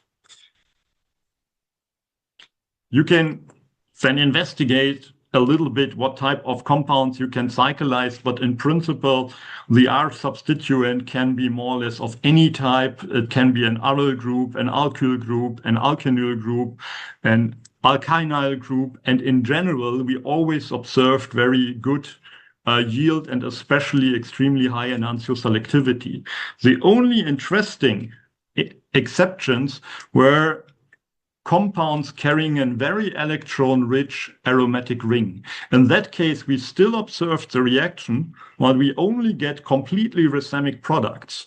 It is quite interesting if you compare it to an aryl group that contains a methyl group that is still already a little bit of an electron-rich aryl ring. We still observe almost perfect enantioselectivity, and if we move from methyl to methoxy, we lose our selectivity completely. And I come back to that also in a moment. We were a little bit lucky in our case because our hydroamination is not only working in a 5-exo cyclization fashion, but we can also do 5-endo cyclizations on related substrates. For our products, it's not going to change a lot because we obtain very similar substituted products by the 5-endo cyclization, but this offers us an opportunity to do some mechanistic investigations, and I will show you slightly modified substrates containing a deuteration on the alkene, because now if we protonate the alkene and add our nucleophilic amine group to it, we can determine the diastereoselectivity of the reaction. And when we carried out this reaction, we observed, interestingly, that our reaction is extremely highly diastereoselective. We basically observed a single diastereoisomer, and in this diastereoisomer, the proton that was added, so this one here, and our nucleophile added in an anti-fashion to the alkene. This is not necessarily what you would expect if you assume reaction via a carbocation. This is something that probably indicates that we have a different reaction mechanism than you could assume. Interestingly, if we exchange the aryl group again for a very electron-rich aryl group, the complete reactivity changes. We switch from something that is highly diastereoselective and highly enantioselective to something that shows no diastereoselectivity and provides a completely racemic product. So this is an indication that this type of substrates react via a carbocation. So what can we say about the reaction? So we carried out some computational studies on these type of substrates. And what we observe is that we can calculate a transition state in which really the addition with the help of the catalyst to the alkene is an anti-addition reaction. So our catalytic acid is going to add the proton from, in this instance here, the top phase to the alkene, whereas then our nucleophile, the aminosulfonate, is adding from the backside, and one of the groups of the catalyst is actually helping with the deprotonation of the nucleophile to provide then the product. So based on this calculation, we have to assume that this is more like a concerted reaction, that we never get something like a carbocation in solution, and that the addition is fully anti-selective, and probably bond formation for both bonds happen at the same time. Finally, you can also follow this reaction very nicely in the NMR, so you can determine kinetic parameters of it. The kinetic parameters match quite well what we have calculated. And interestingly enough, you can fit the kinetics to a classical Michaelis-Menten kinetic like you would expect it from enzyme catalysis.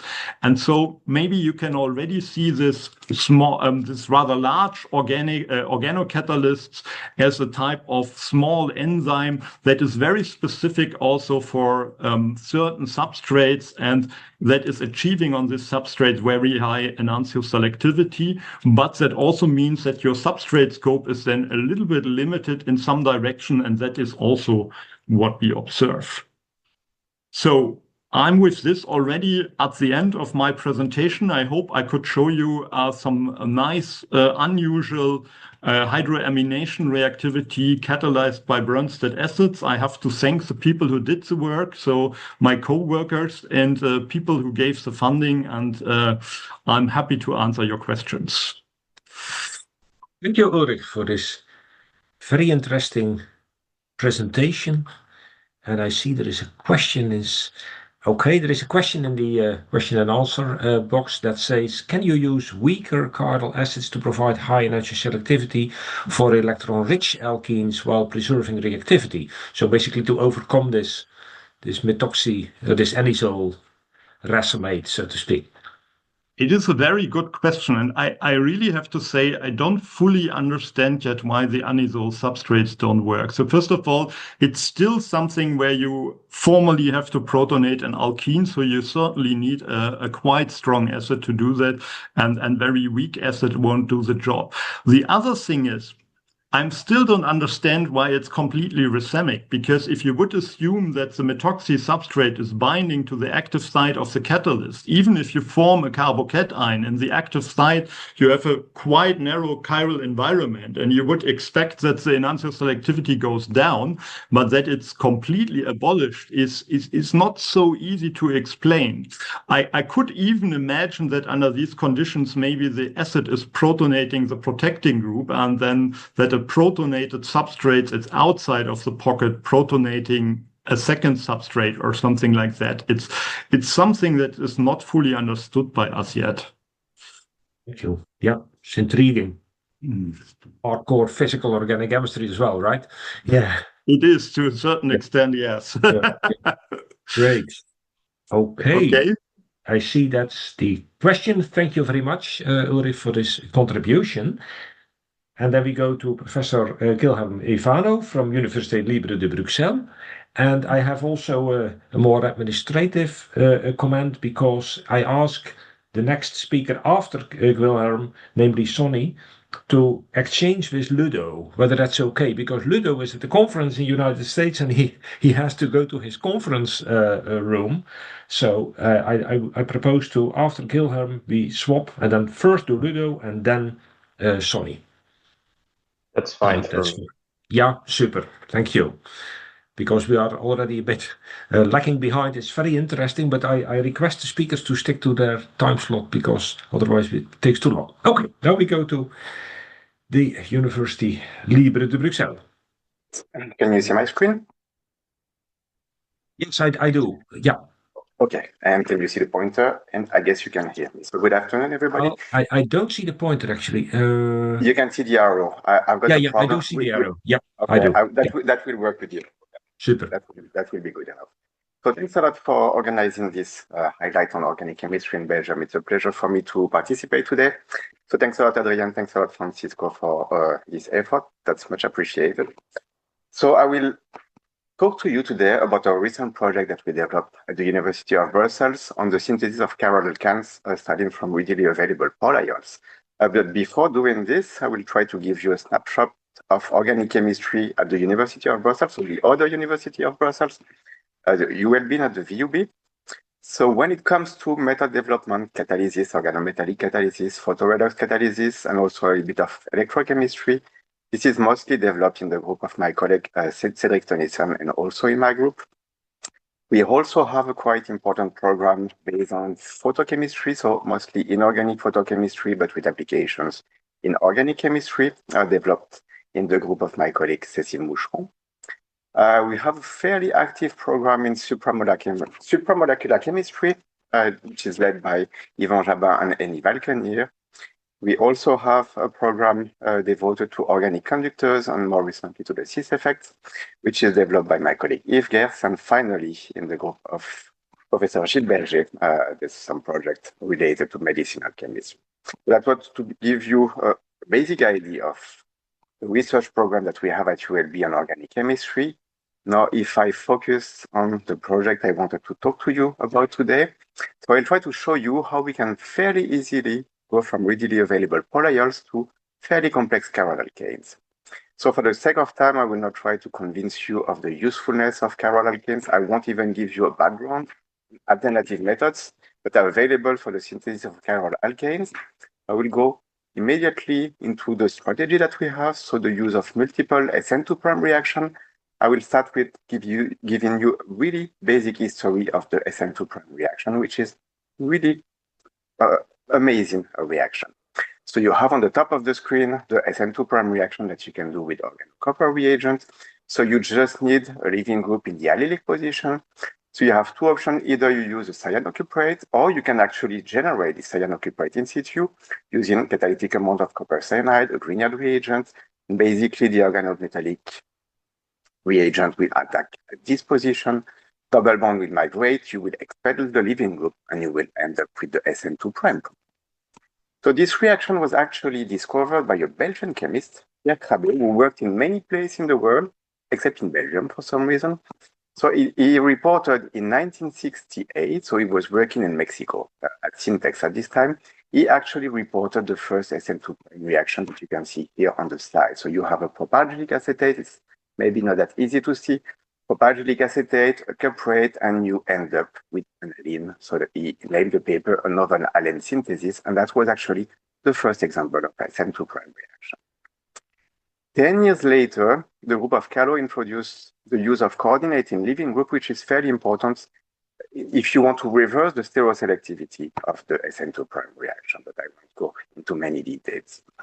Really nice piece of work was published by E.G. Correa in 1984, where he proposed a really splendid model to explain the anti-selectivity that is usually observed for the SN2' reaction. Unfortunately, due to the sake of time, I won't have too much time to talk about the stereoselectivity, but that's one of the advantages of the SN2' reaction. It's highly stereospecific and stereoselective. In terms of stereochemistry, Denmark introduced some chiral leaving groups in 1990, and a major contribution was made by the group of Van Kutten and Backwall, proposed actually a mechanism for the SN2' reaction and an explanation for the radioselectivity, meaning why the organocopper reagent attacks at this position and does not do SN2 reaction. And they also, the same year, introduced the first enantioselective catalytic SN2' reaction using this kind of chiral catalyst that they developed at this time. So basically, that's the SN2' reaction that, at least in my opinion, is really an especially efficient synthetic tool. That's really a versatile synthetic tool. I mean, it can be catalytic. It's usually highly radioselective. It's fully stereospecific. You have a really high functional group tolerance because basically you work with organocopper reagents, which don't react with that many functional groups.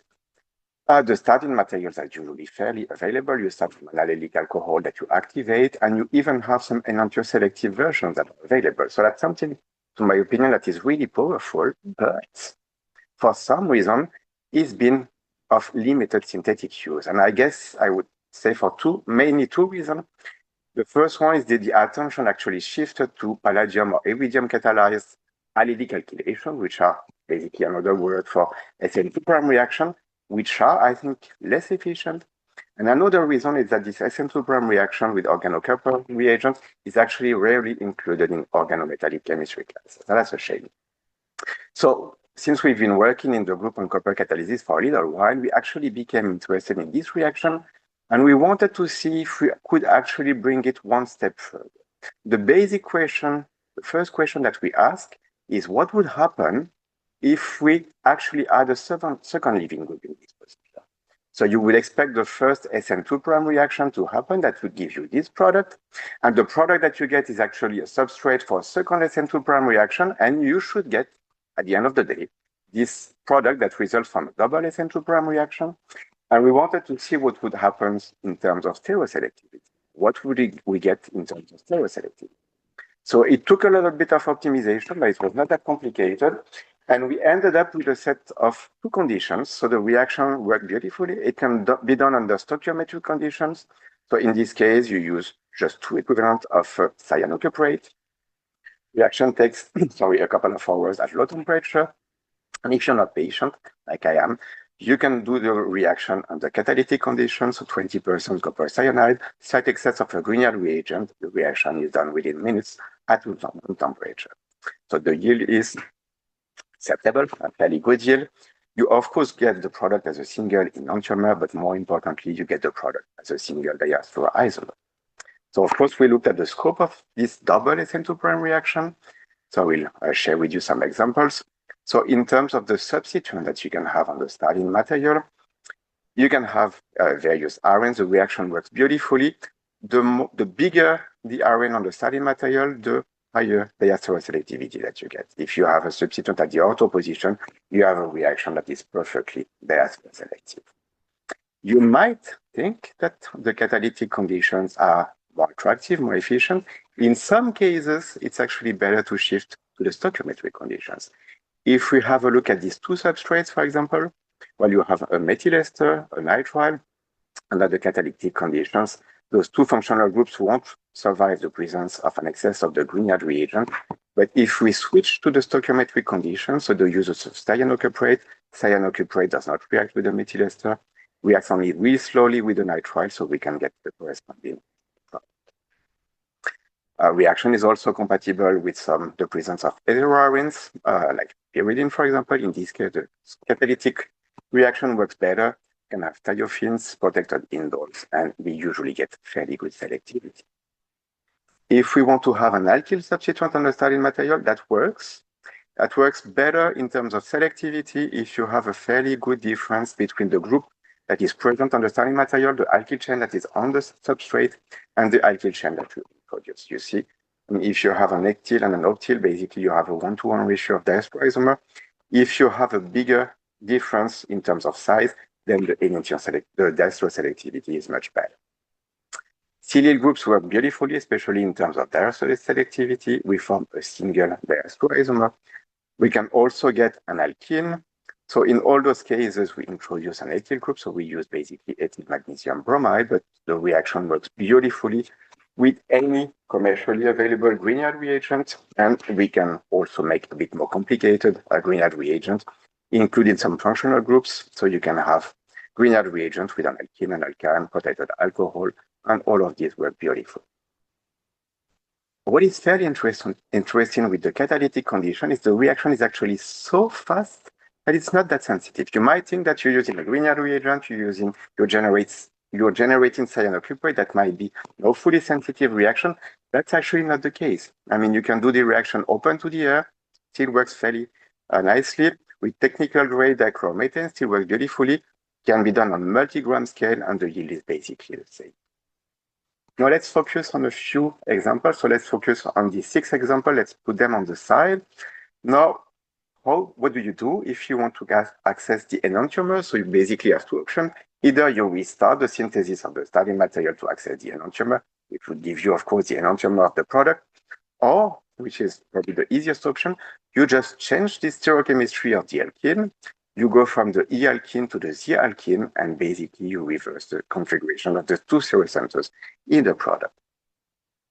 Now, talking about the substitution pattern of the alkene, if we put an additional substituent in this position, such as in this case, for example, if we do the double SN2' reaction under catalytic conditions, we have access to this product with a quaternary and a tertiary stereocenter. The reaction works moderately. The yield is okay, 40% yield, and the electrical selectivity is not that good. Now, if we change the position of this methyl group, so if we move it from this position to this position, then the reaction becomes fairly efficient. We can have access to this product as a single isomer, basically in 64%. Now, coming back to the working hypothesis, so if we have two leaving groups, we can do a double SN2' reaction. So the next question that we ask ourselves is, can we actually go higher? Can we put more leaving groups and do triple, quadruple, heptuple SN2' reaction? That's something that we evaluated progressively. So with 3 leaving groups, we can actually do indeed a triple SN2' reaction. We'll just give you a single example, the one that you can see on this slide. We didn't spend too much time on this triple SN2' reaction because the availability of the starting trials is actually not that great. Now, if we put an additional oxygenated with leaving group, so if we have 4 leaving groups, then the starting materials are fairly available because now you can just start from regular sugars. You can easily make this compound with 4 p-valates in a few steps from L-arabinols under the catalytic conditions, provided that we have a slow addition of the Grignard reagent. Now, reaction is done at room temperature in a couple of hours. We can obtain this compound in 58%. That's the enema yield. Of course, you can guess that this product is fairly volatile, so the isolated yield is a bit lower. And now, if we change the starting sugar, we will have access to either enantiomer of the product or diastereomer isomers. So basically, the stereochemistry of the product is encoded in the stereochemistry of the starting sugar that you're going to use. And if we start from sugars with different substitution pattern, if we start from a RL-rhamnose derivative with an additional methyl group in this position, we can also control the stereochemistry of the alkene that we form in the final product.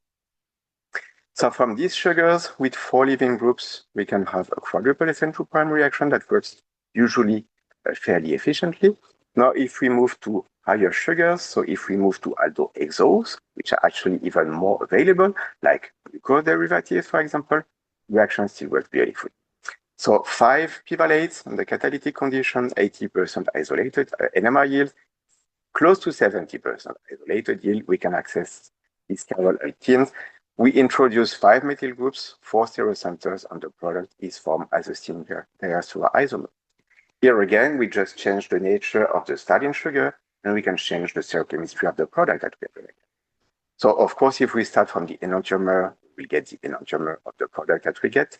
If we start from another sugar, so dimanose in this case, the main difference is just the configuration of the first stereocenter, which doesn't have any impact on the stereochemistry of the product, so you get the same product. And moving to other sugars will give you diastereoisomers of them. Now, if we put an additional substituent at the first position, so this carbon on the alkene, then we will create an additional stereocenters. The reaction is still fully controlled. It's a bit of the reaction is a bit more sluggish, so we need to increase the catalyst loading 50 mol%, but we can still obtain this product with 43%.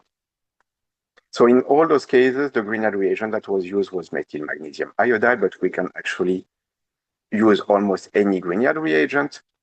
You have some examples on the bottom of the slide, and my favorite example is probably the first one. If you have a look at this product, we can introduce 4 CD3 groups using the deuterated methyl magnesium iodide, and we form this product as a single enantiomer, as a single diastereoisomer.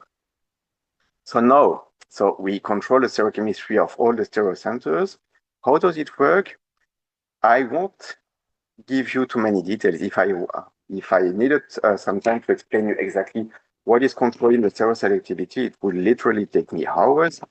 But I shouldn't say we, as a PhD student who was working on this project, came up with a fairly simple mnemonic for the stereoselectivity of the reaction. I will guide you through this mnemonics using this specific reaction. So we start from this pentapivalate that you can obtain from D-glucose, pentuple SN2' reaction, so we control the configuration of these 4 stem receptors. So how does it work?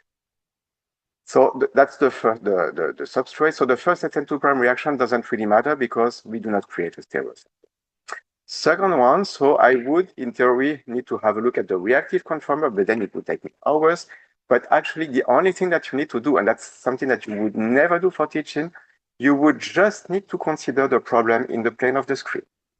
So basically, you just need to consider that you have the red pivalate here on the front of the screen, meaning that the methyl group that you install will come on the bottom of the screen. For the third SN2', if you consider the orange pivalate, which is on the top of the screen, you would just consider that the methyl group would come on the bottom of the screen. Now for the fourth SN2' reaction, you have the pivalate, the red one, the green one on the bottom of the screen. We'll install the methyl group on the bottom of the screen. And finally, for the last SN2' reaction, if you consider that the methyl group, the green one, is blocking the top phase, we will just install the methyl group on the bottom of the phase. I mean, that's as simple as it gets. It's not a model, of course, but it works beautifully to rationalize, predict actually the stoichiometry of the product that you're going to get. And that's something that we, of course, check carefully by X-ray diffraction analysis. And it works in all cases. So now in terms of product diversification, so we get this complex chiral alkene. What can we do? So basically, that's just a bulky alkene. So we can do any kind of reaction that you would do with an alkene. Oxidative cleavage reduction will give you this alcohol. If you want to get the homologated alcohol, it's just hydroboration oxidation. Hydroformylation will give you this aldehyde. Vacuum oxidation will give you this ketone. A full oxidation will give you this carboxylic acid. And a cross metathesis will give you this other chiral building block. And finally, one last slide. So we can do 2, 3, 4, 5 SN2' reaction. Can we try to push the reaction a little bit further? Just give you 2 examples. If we start from higher sugar, so if we start from the higher sugar derivative, we can actually do 6 SN2' reaction. Reaction still works beautifully, the catalytic or stoichiometric conditions. And if we start from this compound with 7 leading groups, we can kick out the 7 pivalates, install the 6 methyl groups, 6 stereocenters. We get the product as a single diastereomer isomer, meaning that we get a yield that is close to 94% per SN2' involved. Just have one last slide, the most important one. To thank the funding agencies, the ULB, the FNRS, the World Research Institute, and the Fédération Wallonie-Bruxelles. And I'm especially grateful to the 4 researchers who developed these projects, Alain Sadan, Sébastien Valentin, Florian Audet, and Pierre and Jacob. They did an amazing job, and I really wanted to thank them sincerely. And finally, thanks a lot for your kind attention. Very much, Gwhilherm, for this beautiful expose of stereochemistry. I wonder, how do you determine the stereochemistry of the methyl groups? Is that all done by NMR? No, that was impossible. That was actually the main bottleneck because we have to crystallize those. And basically, you're trying to crystallize grease, which takes forever. So that was a lot of work to get it ready. Crystalline derivative. I can imagine. Yeah, that is cumbersome. Okay, questions or comments?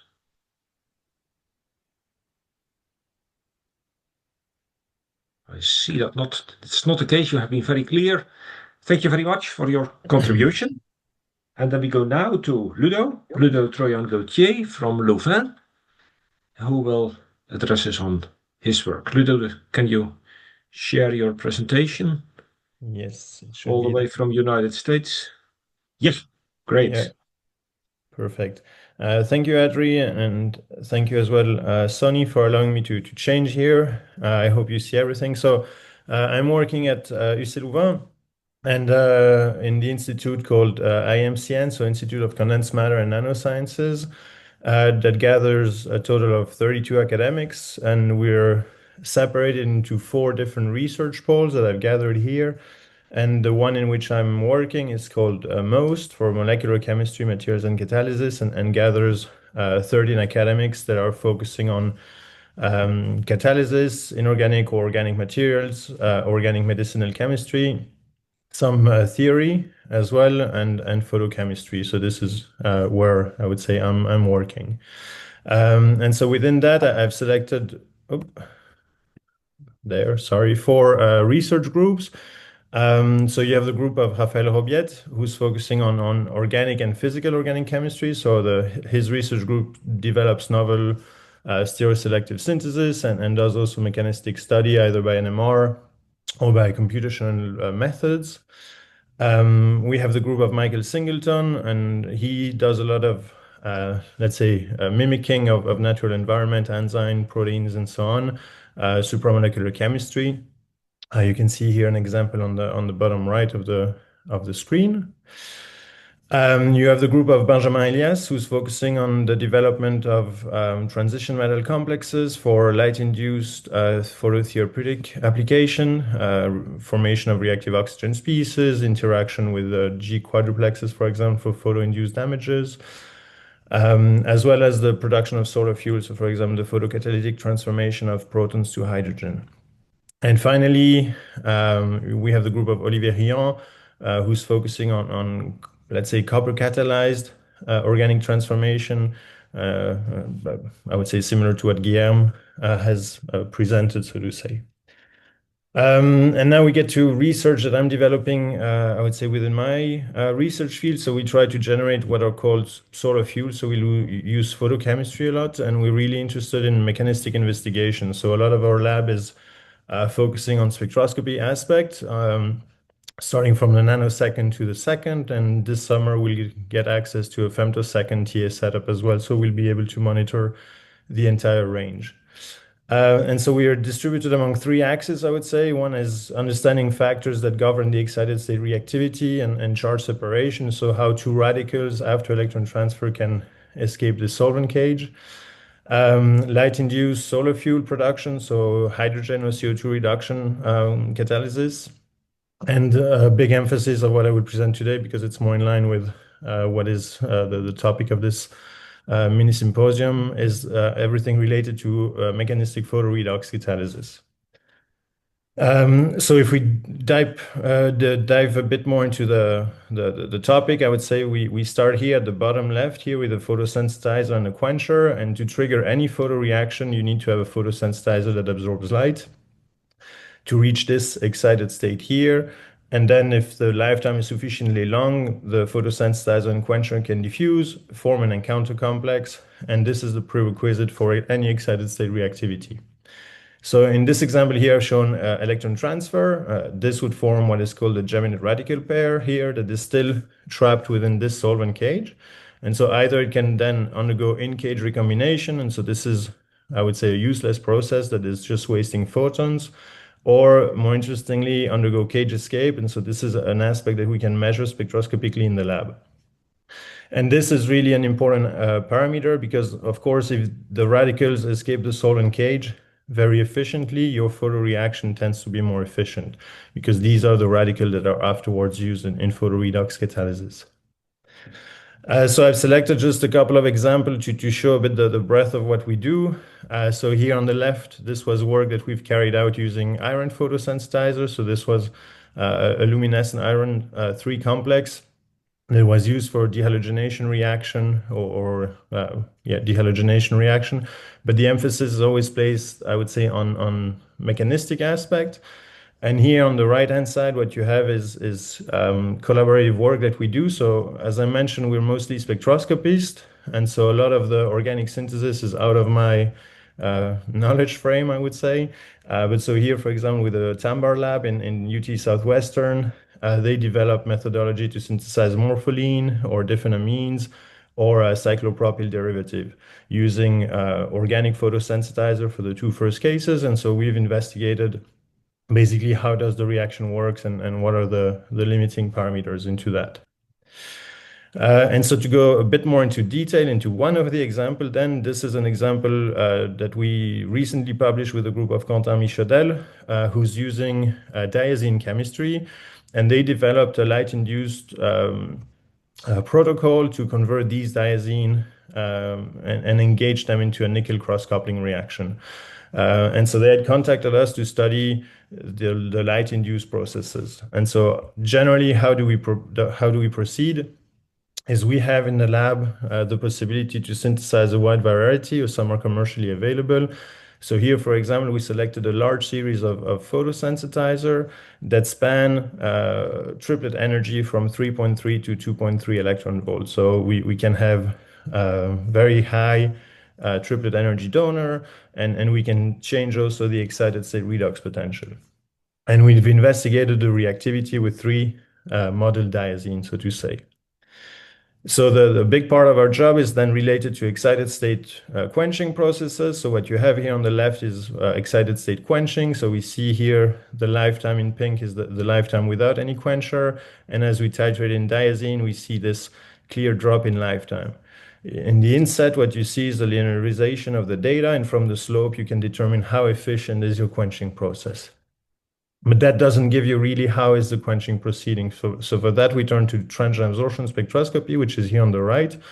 And here I show you different signal that we can get for the same diazine. So if we use PC6 and PC10 are 2 iridium compounds, one that generates the reduced iridium, so this is here in black, and one where you have 100% of quenching but no photoproducts that are detected. And that's extremely rare for iridium compounds. So this is more in line with an energy transfer, but of course we don't observe anything, and that's the main challenge in spectroscopy, so to say, is trying to find visible hints of mechanism. So for that, what we did is we performed the quenching with all of the photosensitizer that I've shown before. And if you see here an open symbol, that means that we did not observe any photoproduct. And if you observe a closed symbol, this means that we've observed electron transfer products. And you can see here this red fitting line fits actually quite well all of the data where we did not observe any photoproduct. And so here what I plot is the quenching rate constant against the triplet energy of the photosensitizer. If we do the same for a second diazine, it's exactly the same thing, and we can fit, I'm not going through the equation, but you can fit that and you obtain the triplet energy level of the diazine of 2.3 electron volt. So this data is more in line with a light-induced energy transfer, and those that are outside are those that are going via electron transfer processes. If we try to plot the same data versus excited state reduction potential or excited state oxidation potential, you see that this is a bit shotgun plot with a lot of scatter, so there's not really any trend if we take excited state reduction potential into consideration. But now we still wanted to see, can we prove that it's going via energy transfer? And what we developed here is like a mediator-induced energy transfer cascade. So we don't observe the triplet of the diazine being formed because it's outside of our spectroscopic window, but we thought that we could shuttle this energy in a second step to anthracene, which is very visible. And this is indeed what we did. And what you see here, this is again transient absorption spectroscopy, and we see an enhancement, so this is in red, of the triplet anthracene signal, meaning that we have this mediator cascade that is indeed in place. So this really proves that our quenching process goes via energy transfer. Now, as I mentioned, cage escape yield is one big aspect that we monitor. Here, I'll just go very quickly, but if you use a triplet photosensitizer, your cage escape yields are larger, so 95%. And if you do direct excitation using UV light, you get a lot of in-cage recombination, and your cage escape is roughly 60%. So that's a spin-induced separation, and you can shoot me an email if you want to know more about that. But overall, that raised an important point, and I'm almost done here, is that if we want to further optimize the reaction, so one of the key challenge in nickel cross-coupling reaction is that the oxidative addition is not optimal when you use electron-rich aryl bromide. And we thought that if we decrease the rate at which the radical are produced, we could have a better kinetic match between the radical formation and the oxidative addition step. So for that, we use 2 novel approach. One is to tune the light intensity. So if I take here, the key goal is here in PC10. This has a high triplet energy and does not work really well with electron-rich aryl bromide. But if we decrease the light intensity, we're modulating how much radical we produce, and you can see that we double the yield. We can do the same thing by not tuning the light, but choosing a photosensitizer that works less efficiently in terms of quenching. So quenching rate constant 2 orders of magnitude lower. And the best example I would say is here, this compound here, that if you take the best photosensitizer, you get a yield of 6%. But if you use one that releases the radical slower, you get a yield of 40%. So we've done here a little scope to try and investigate that aspect. So here in conclusion, so I hope I've showed you that we can get mechanistic information. So either using advanced technique or also just standard technique that are available in the lab. And it's important to get this synergy, I think, between research groups. So I'm completely incompetent in organic chemistry, but I'm very lucky to work with research groups that are passionate about that. And I think we get a good synergy between the spectroscopy that we do in the lab. We can investigate excited quenching to show different reaction process, and we can use this approach to determine also triplet energy of compounds that are unknown in the literature. And then the final point here, so this is the last stuff that I've emphasized, is that it invites also a bit to rethink how we optimize reactions. So to not only go for those that are quenched in the most efficient way, but to also sometimes look at the substrate that do not work and see if we can further optimize this aspect in a second retroactive loop. And with that, I would like to thank the current group, as well as the collaborator here, mostly in the US, for what I've shown today. And I'd be happy to answer any question. And here you can find my email address again, if you want to send me an email at some point as well. Thank you. Ludo. Very scholarly presentation and containing serious lessons indeed for the photochemist among us. Okay, questions? Comments?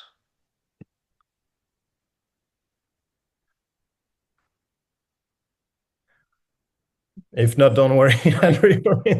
They have your email address, Ludo, so I think they have to digest the content and then they'll come back to you via email. Thank you.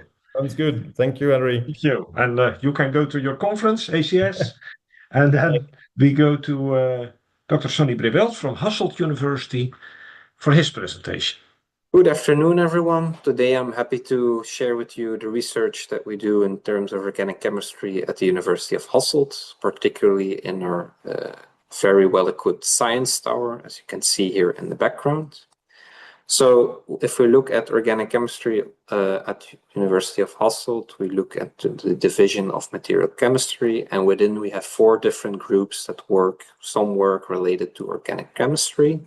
First, we have the hybrid material design group that mostly focuses on the development of new organic cations for 2-dimensional hybrid perovskites, also 3-dimensional, but mainly 2-dimensional hybrid perovskites, where they look into altering the spacer length, the size of the organic cation, its chirality, and also charge transfer properties, for then a variety of different applications, mainly solar cells. Secondly, we also have the biomolecule design group, where they look into the chemical and biological modification of various biomaterials. This can be sugars, proteins, and different polymeric structures, which they then try to modify to be used as hydrogels for cartilage and cardiovascular applications. Next, we have the advanced functional polymer group, where they look into the development of flow polymerization procedures, where they also look into the upcycling of plastic waste, and finally also try to make and optimize the physical and mechanical properties of different thermoplastic polymers. Finally, we have then the design and synthesis of organic semiconductors research group, which I am part of, which mostly focuses on the development of conjugated small molecules and polymers, mainly for organic electronics. And on this last one, I want to highlight a little bit more the different research lines that we currently have. So the oldest research line in that regard is the organic photovoltaics, so solar cell material, where a lot of effort is focused on the development of defect-free polymers made through various different procedures, which can then be used with acceptor molecules such as PCBM or these non-fullerene acceptors to make these organic solar cells. I will talk a little bit further about these variations later. Meanwhile, these thiophene-based polymers can also be used or it can also be further equipped with these glycolated side chains. And besides the electronic conduction over the polymer backbone, we can also have now ionic conduction, which in an aqueous media allows for a sort of interface between the aqueous or biological media and the device site, which we then use to develop organic electrochemical transistors. Next, we also work towards the development of both polymer and small molecular organic light-emitting diodes, with a main focus on the mechanism of thermally activated delayed fluorescence, which I will come back to later. And then we have also some research lines that are not really involved in organic electronics, but just also use conjugated materials, such as photodynamic therapy, where we use body P materials for both the diagnostic and therapy of the attack or the destroying cancer cells using photodynamic therapy. And finally, our newest addition is a look into photocatalysis, where we use these polymers to and incorporate them into nanoparticles, which are then able to convert water and ambient light to hydrogen gas. Today, I will mainly focus on these two research lines, so the polymer development and the small molecule development. When we're making a semiconducting polymer, we want perfect conduction, and so typically what we do is we incorporate electron-rich, electron-poor, or push-pull type monomers, and then we hope that they perfectly create perfect alternating copolymers, as is depicted here. However, what more often happens is that similar units also couple to each other, what we typically call homocoupling, and also different end groups are incorporated into the polymer. So in this case, the final structure of the polymer is not always clear. In one of the works in 2023, we looked into how homocoupling could arise if we look at the transition metal catalyst palladium cycle, different points homocoupling could arise. And then to investigate this further, we made use of a benchmark material, this PM6 solar cell material. On one hand, these materials were made in batch, where a lot of homocoupling becomes present. However, we also developed a new procedure, so droplet flow, where we use this droplet flow, tubular flow reactor to generate these polymers. On one hand, with much less homocoupling or no homocoupling, and the other hand, much more control about the molecular size. So if we look at its performance in solar cells and also look at the structure, then we see for these batch-made PM6 materials, which then fuse different catalysts, we see a large variety of in the performance and the power conversion efficiency of these materials. And this is also depicted if we look into the Molotov mass data, where we see the expected one-to-one ratio of the donor and acceptor units. So we have here the polymer that we want. And then in red, we also see distributions that correlate to homocoupled polymer, which is also in there. If we then compare this to the polymers made in flow, especially with the same molecular size, we actually see small variations in the power conversion efficiency, so that's much more reproducible. And secondly, we only see the one-to-one ratio of polymer in Molotov and just different side groups or different end groups, I should say, but no homocoupling in the polymer itself. So in the end, we're able to make some defect-free polymers through the use of a droplet flow procedure, which then mainly works towards reducing these batch-to-batch variations, which are present in both homemade batch polymers, but also in commercial polymers that you would buy. So this is quite important for reproducibility. In another work, we, instead of designing a new procedure to make these polymers, we looked into redesigning the polymer and more specifically the monomer altogether. So by turning the two monomers into a single symmetrical monomer, you can actually fully eliminate the possibility of homocoupling, since no homocoupling or similar units can be placed next to each other anymore. And this is also reflected in the Molotov data, which is much cleaner for the perfect polymer as shown here. Now, unfortunately, Molotov is mainly a qualitative technique, not really quantitative. So with the help of the group of Giovanni Constantini, they were able to do ultra-high vacuum scanning tunneling microscopy, which allowed to both identify and then through statistics also quantify the amount of homocoupling in the polymer. And for the homocoupled polymer, they saw homocoupling up to 26% contribution, which is quite a lot, which is of course fully absent in the perfect polymer.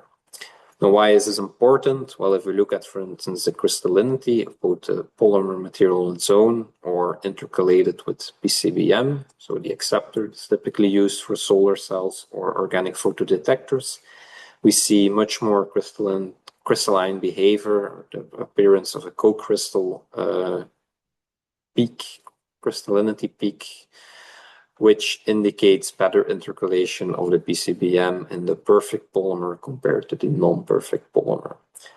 Now, this also reflects in the final performance, where we see within the near-infrared range here a few orders of magnitude, because it's a logarithmic scale, a few orders of magnitude higher external quantum efficiency for the perfect polymer with PCBM than the imperfect or homocoupled polymer. So by controlling the amount of homocoupling, we can actually influence the final performance of the materials significantly.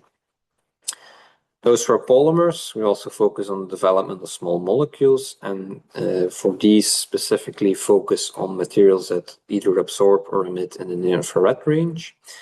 One hand, we have photodynamic therapy, where, as I said before, we try to incorporate or we try to inject a photosensitizer. This is shown upon with an infrared light, which generates reactive oxygen species that can then defeat the cancer cell. On the other hand, we're also interested in organic light emitting diodes that work in the near-infrared range for different applications. And here the focus mainly lies on improving the performance and specifically the efficiency of the fluorescence of this OLED. Now, when we want to shift the activity of an organic material into the near-infrared, we typically either extend its conjugation or try to incorporate electron-rich donor and electron-poor acceptor units. We try to create a charge transfer structure. And this works. So when we start from existing structures, we build in donor and acceptor units. We can shift the emission quite strongly to the red. However, in these cases, for both photodynamic therapy as well as OLEDs, the donor acceptor structure also has a secondary function. And to explain this, we first need to look at the excited state diagram. So when we have our photosensitizer, we look at photodynamic therapy. So what happens? Light is shown upon the photosensitizer and it's excited. It forms these excited singlet states. And a few of these excited singlet states can move towards an excited triplet state through intersystem crossing, which I will come back to later. And under normal circumstances, these triple excited states are not allowed to go to the singlet ground state, so they typically lose their energy as vibrational and rotational motions. However, in this case, the triplet energy can also be used to generate this very reactive singlet oxygen, which then can attack the cancer cell. Meanwhile, a few of these singlet excited states also remain, which then just decay normally, giving rise to prompt fluorescence, which also allows the imaging of these cancer cells. So in this case, we can form a dual functioning photosensitizer. If we then compare this to the mechanism or the simplified mechanism of thermally activated delayed fluorescence, it works a little bit differently. So this part is the same. So a singlet excited state can decay down to the ground state, giving rise to prompt, very fast fluorescence.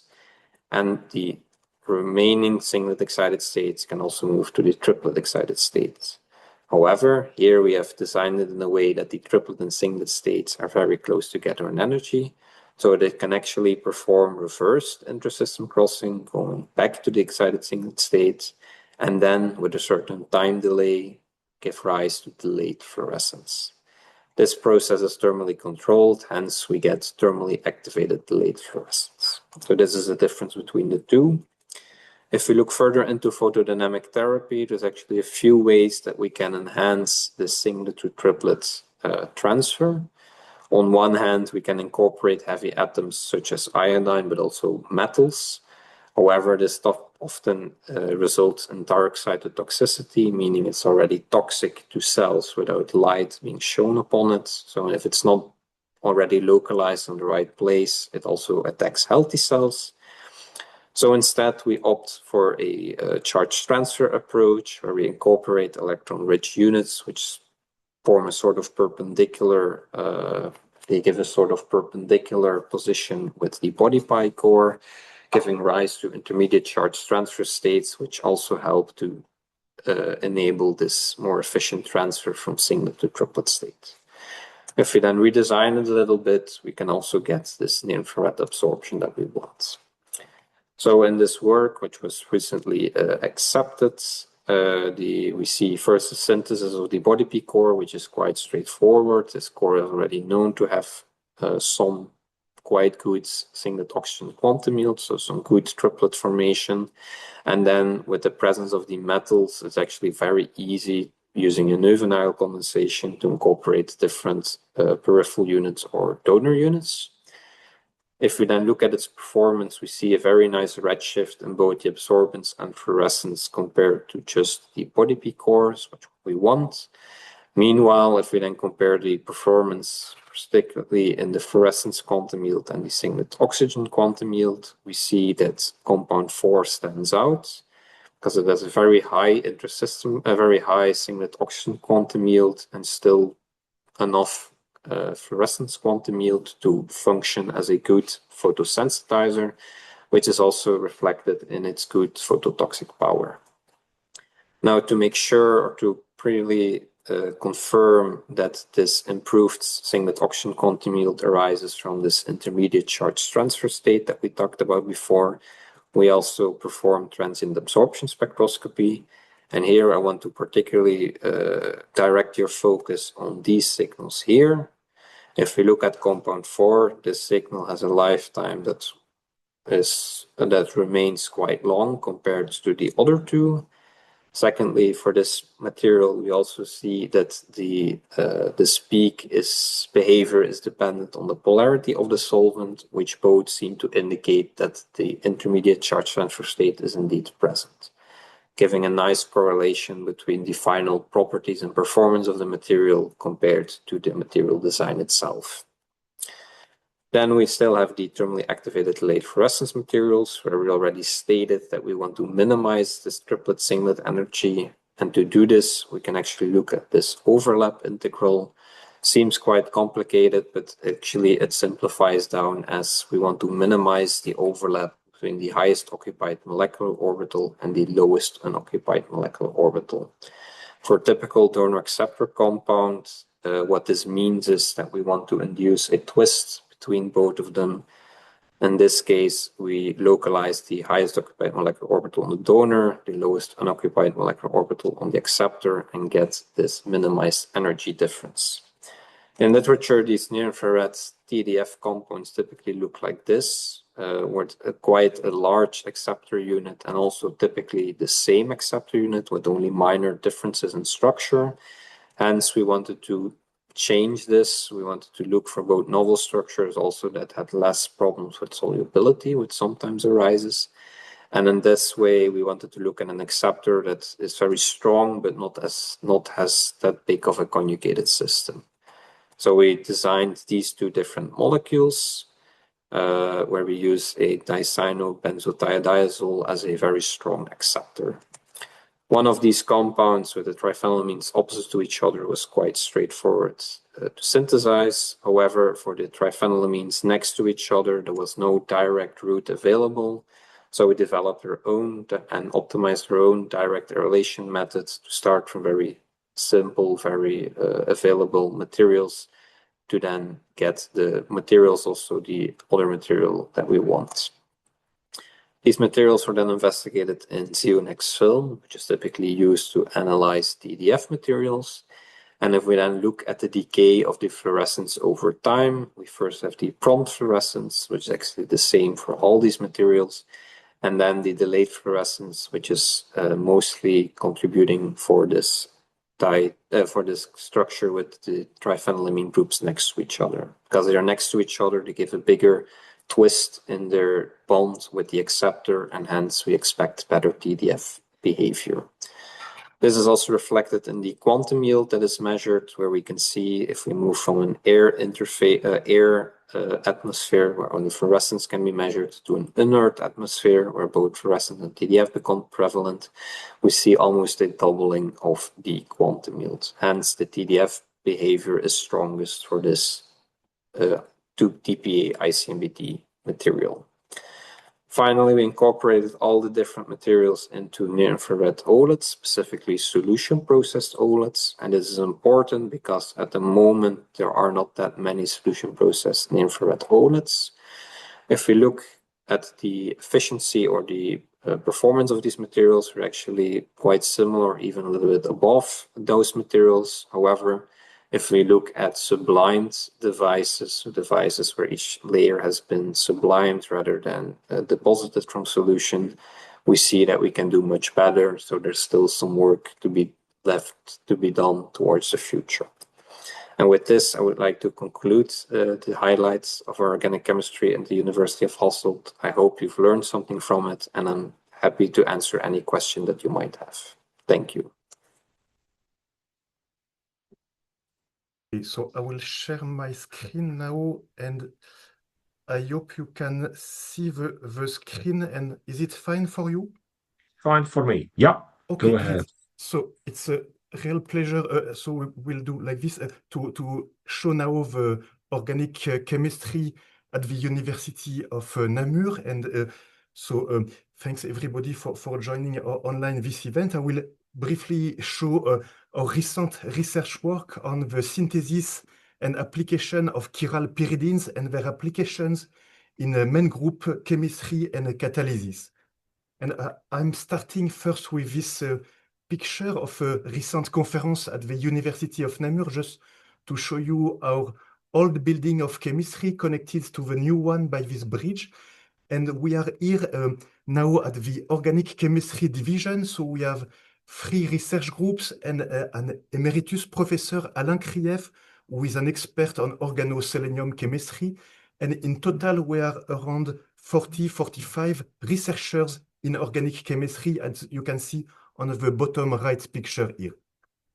So we have various research fields. I will just highlight one recent collaboration with my direct colleague, Professor Stéphane Vincent here, and also Professor Raphaël Robiette at University of Louvain, UC Louvain. We have been using computational chemistry, reactivity studies, and biochemistry to understand the reactivities of endoglycals and exoglycals, which are really important biomolecules.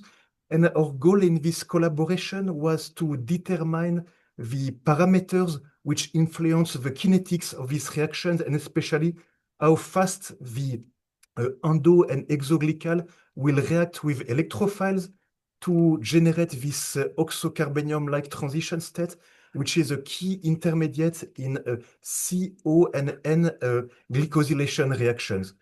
And this is just all the parameters on the top right here that are modifying the nucleophilic properties of these double bonds here. You have the ring size, you have the protecting groups, you have also the easy configuration, the conformational restriction. And just during this collaboration, we also teamed up with a research group at the University of Toulouse to use fast spectroscopic techniques such as stop flow spectrophotometry and laser flash photolysis experiment. And so this is just a recent collaboration to show also the collaboration in the institutes in Namur and with our colleagues nearby in UC Louvain. I'm just showing that there are many parameters, and this full evaluation of all of this data and parameters are available in this recent paper here on the bottom of the screen. So I will now directly go to the research work in my group. So we are working in the field of main group chemistry and catalysis, and especially on chiral boron compounds, borohydrides, and one recent subject is also the development of bulky chiral phosphines and bulky chiral pyridines. And the tools that we are using in the group are the physical organic chemistry tool to measure the kinetics of reactions and equilibrium constant to develop new catalysts for CH borylations and hydrogenation reactions without transition metal, so catalysts only based on phosphines and boranes, for example, which are known as frustrated Lewis pair catalysts. So I will focus today on pyridines, which are, of course, widely used in organocatalysis, but also in frustrated Lewis pair catalysis, and as well as in transition metal catalysis in these palladium and ruthenium complexes. And there are, of course, several scaffolds to get access to chiral pyridines, such as planar chiral ferrocene pyridine derivatives, and various examples which are shown on this screen. So our goal with my PhD student, now doctor and doing a postdoc at University of Toulouse, Dr. Ali Ben Saïda, was to parameterize, first of all, the steric effects on the pyridines, quinolines, azaanthracines, azatriptycines.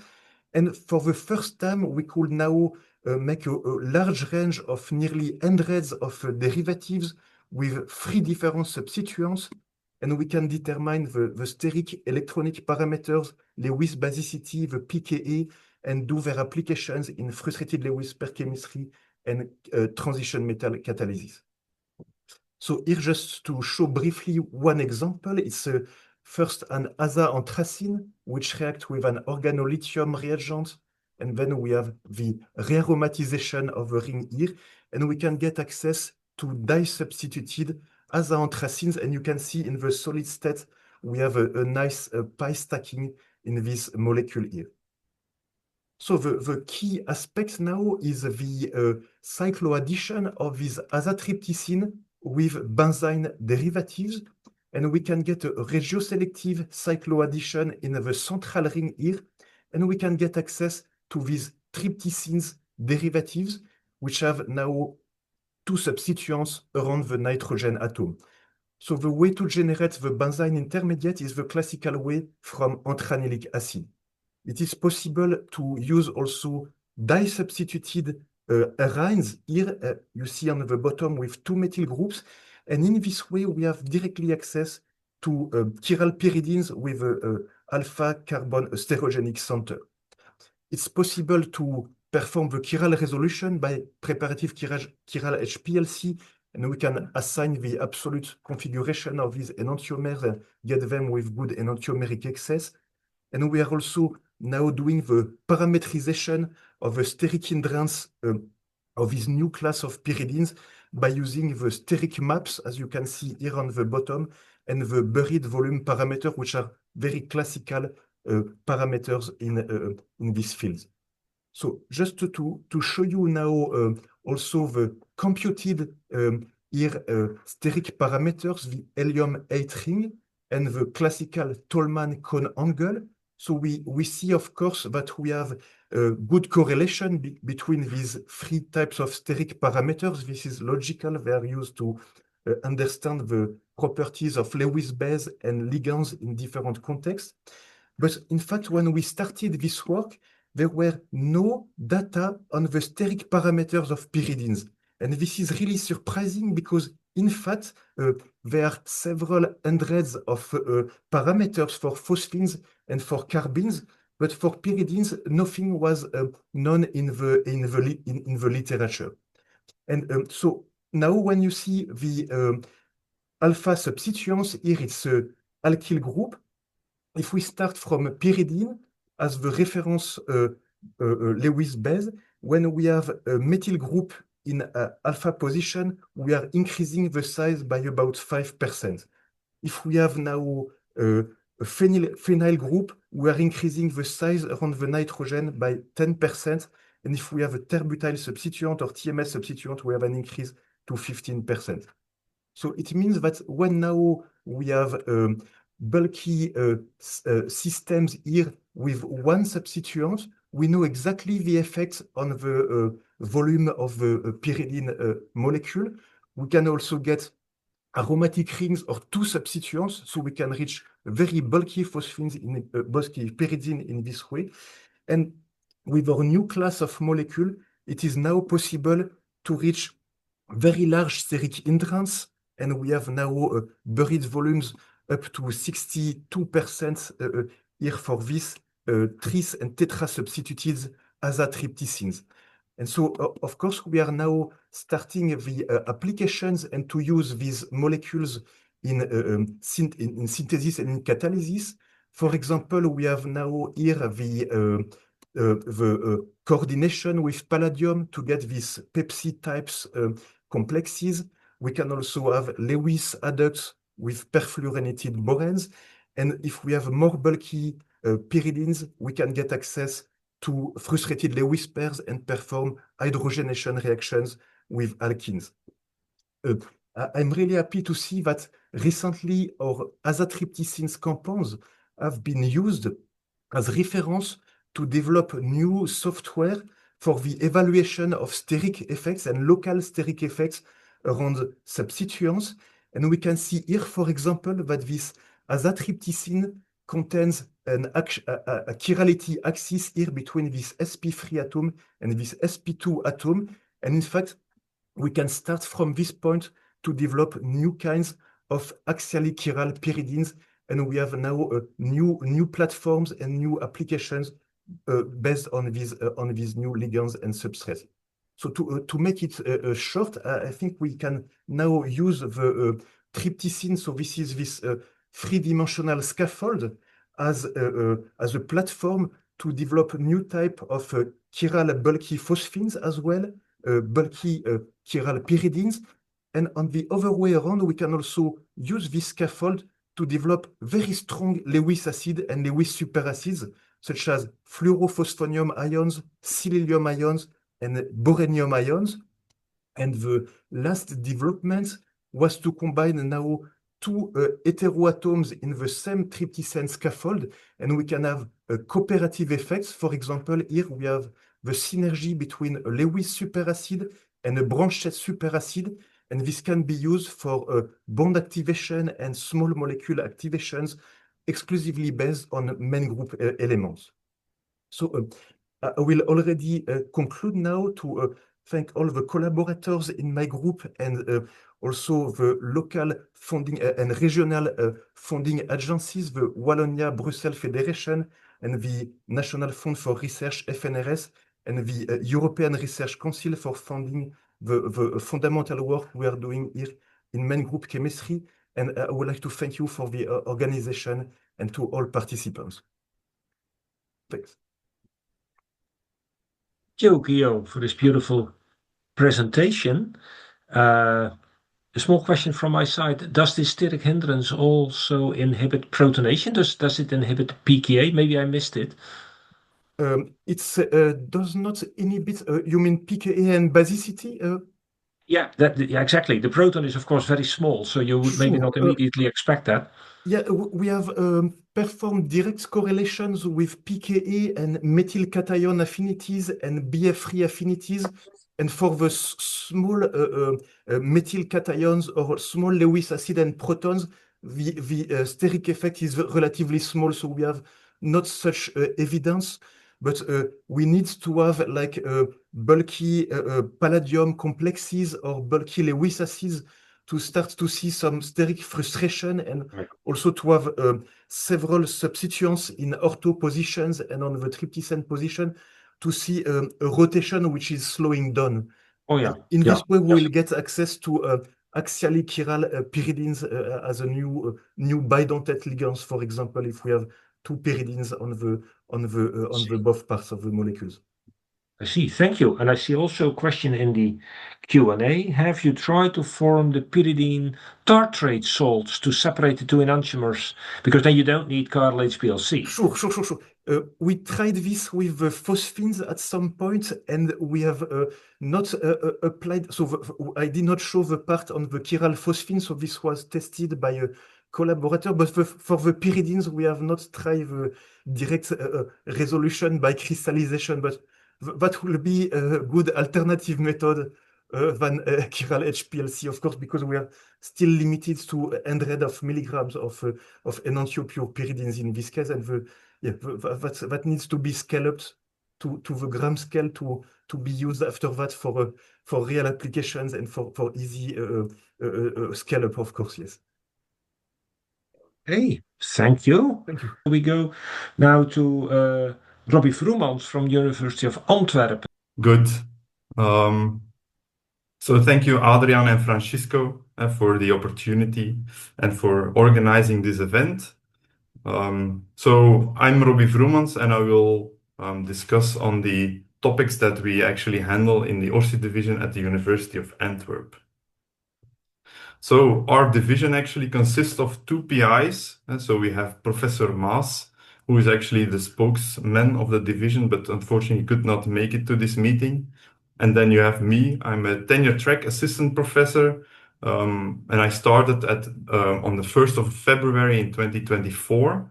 Our group at the moment consists of 12 PhD students, 7 postdocs, and 2 technical support staffs.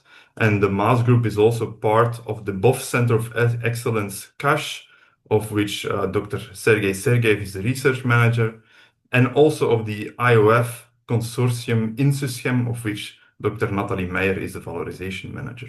Here you can see a recent group picture, and here are some of the current funders that actually fund our work. So our central team in the ORSI research is actually based on sustainable synthetic methodology development for fine specialty base chemicals and also for organic materials. We both work on catalysis, so this can be thermal or photocatalysis with base metals, on transformations of certain platform molecules derived from second generation biomass, mainly lignin, on organic reactions in water under high temperature and high pressures. We work on direct functionalization of challenging unreactive bonds, so challenging CH bond, CN, and CO bond activation. We work on sustainable polymer additives and also on testing these polymer additives in applications. And for the developed methodologies, we also do a greenness assessment, actually. And so my talk of today will be based on a recent article that we published in Angewandte on renewable plasticizers via carboxylation and esterification of bio-based catechol. And so to start my story, we of course have to ask ourselves, where do we get this bio-based catechol from? And we start from wood or lignocellulose as a very diverse feedstock.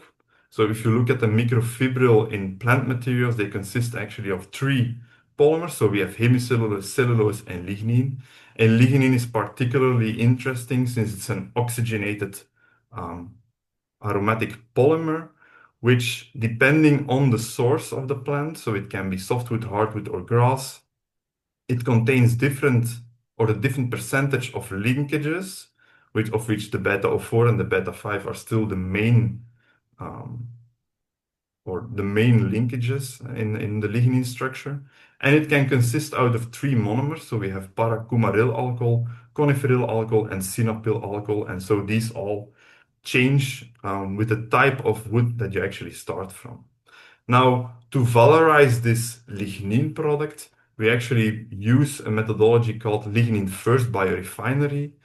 And more specifically, we often use the reductive catalytic fractionation methodology of wood. So where we start from wood using a nickel, ruthenium, or palladium catalyst in methanol at high temperatures and under a high pressure of reducing hydrogen atmosphere in a RCF reactor. What we get out, we filter, and so we separate the solid parts from the filtrate. The filtrate, actually, we evaporate the solvent, we treat with hot heptane. So we do an extraction in which, in the hot heptane extract, we actually isolate the monomer fraction of which is of main interest, and we separate it from some reduced sugar alcohols and the D and oligomor fraction. Now, it's this monomer fraction that is actually particularly interesting to go towards bio-based catechol. Now, another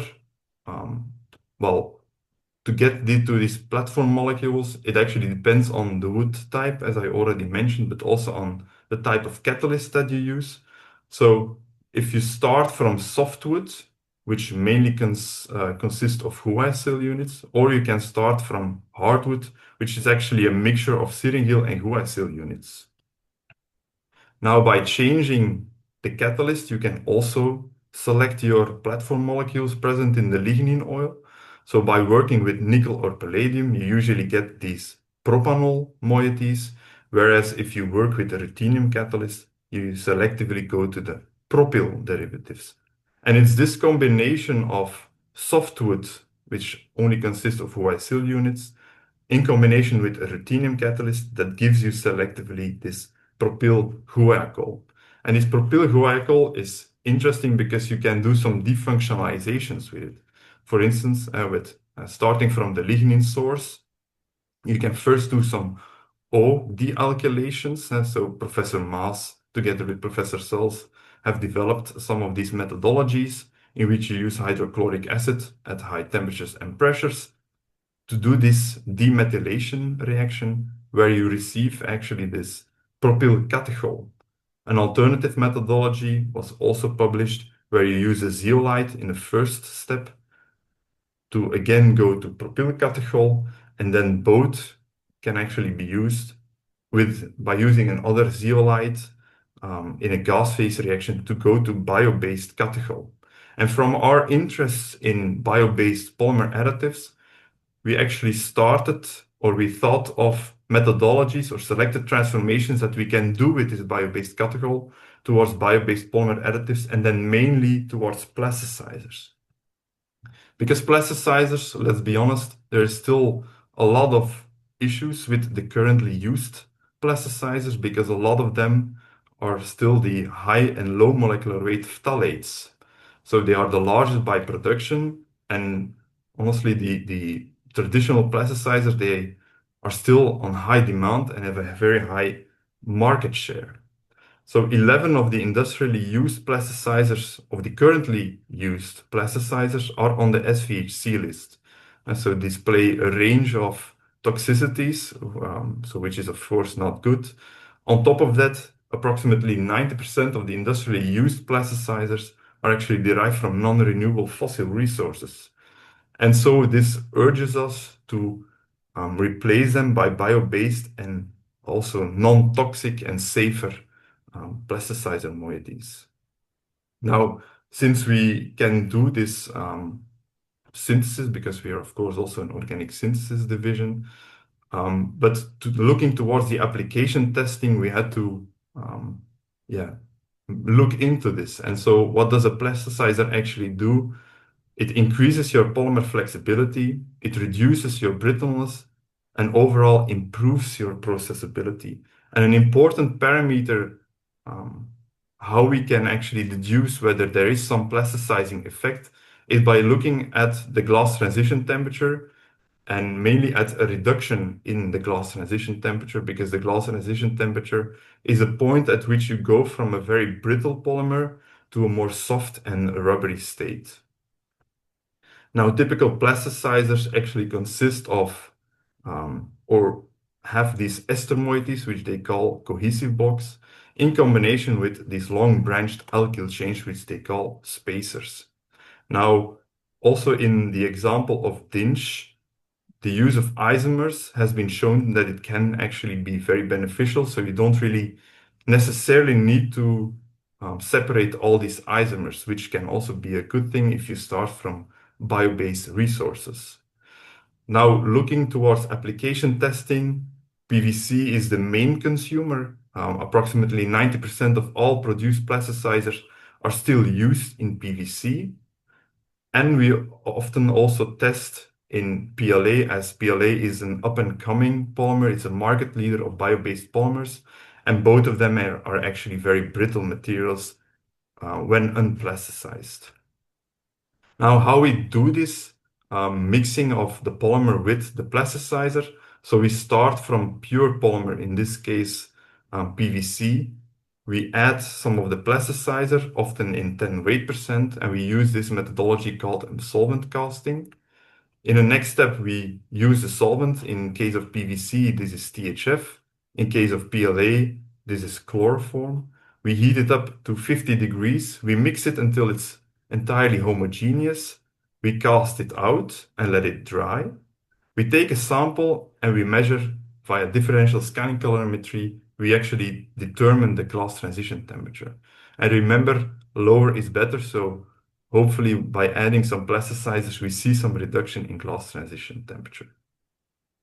Now, as I already mentioned, in a lot of these plasticizers, the more ester moieties you can incorporate, the better. So we thought of a carboxylation methodology where we can start from catechol and add some additional carboxylic acid moieties to synthesize some esters.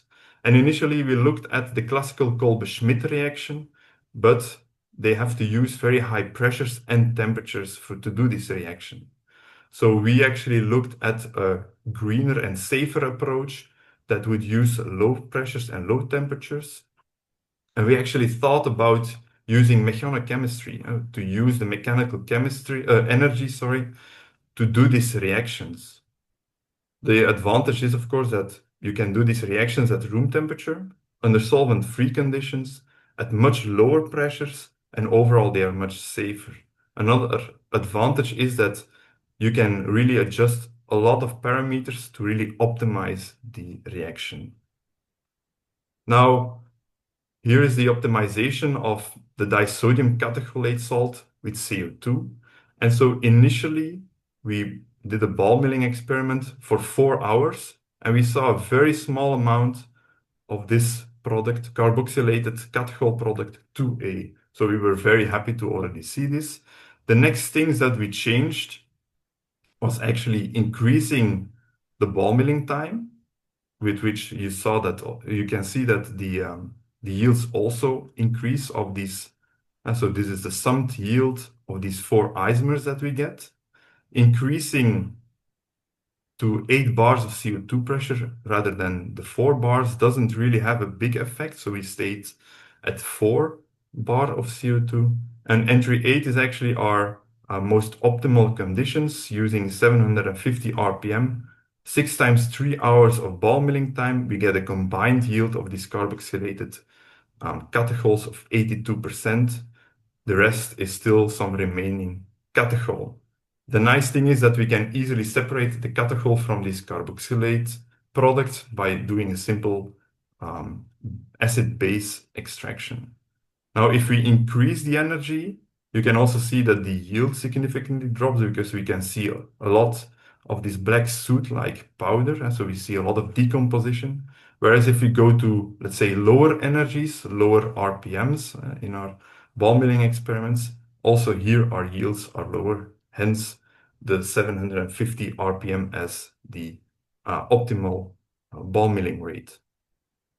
Now, if we compare these results by the results obtained by Onwudili et al., who very recently looked at or revisited the regular, let's say, the thermal Kolbe-Schmidt reaction, we can see that our combined yields are much higher, and that, of course, we don't really need to use this high pressure of CO2 and high temperature as well. And so this is also a clear benefit of doing this carboxylation via mechanochemistry. Now, as I said, we want to, of course, test these molecules as plasticizers.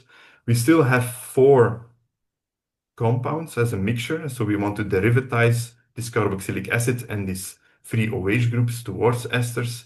But to really immediately start with the mixture would be too complicated, so we decided to use this 3-step verification in both PVC and PLA testing.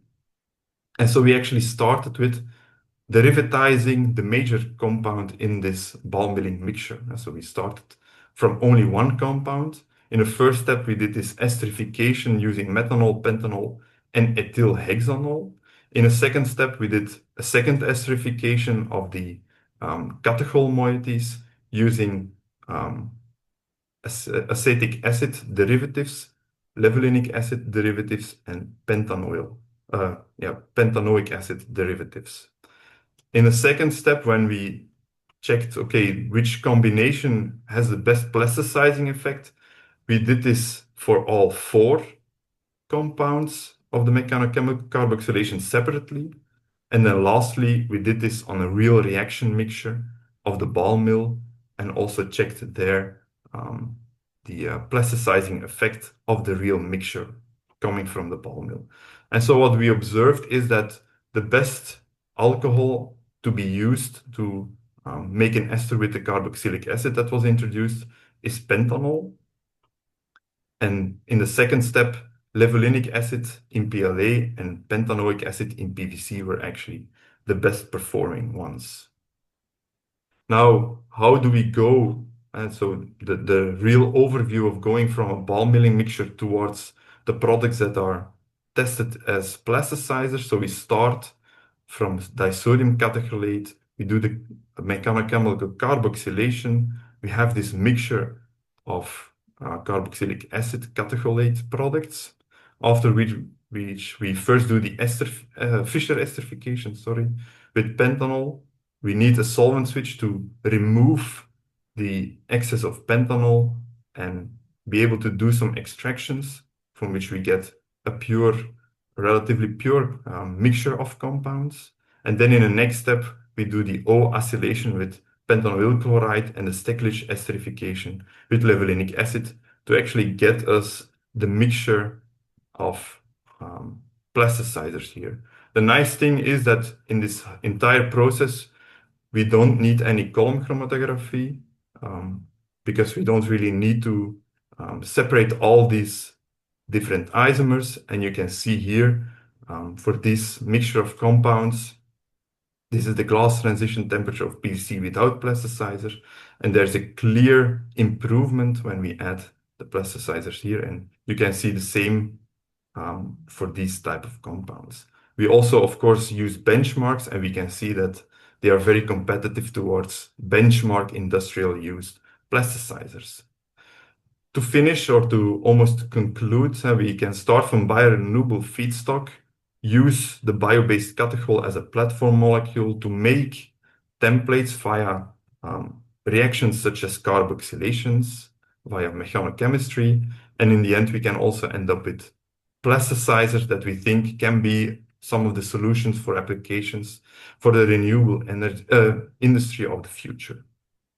And so, of course, I would like to thank all the collaborators, so Professor Maas, of course, Matthias, Jeroen, Dries, and Arno for their experimental work in the work that I have shown, Rui and Philippe for technical support, the Bohm, Wiegand, and Cells Group for their collaboration in these projects, the funding agencies, of course, and also you for listening and staying attentive. Thank you. Thank you, Robbie, for this presentation. You get applause, be it via internet. Yeah. Questions, comments. I'm amazed by the fact that this Schmidt reaction works mechanochemically. I've never expected this.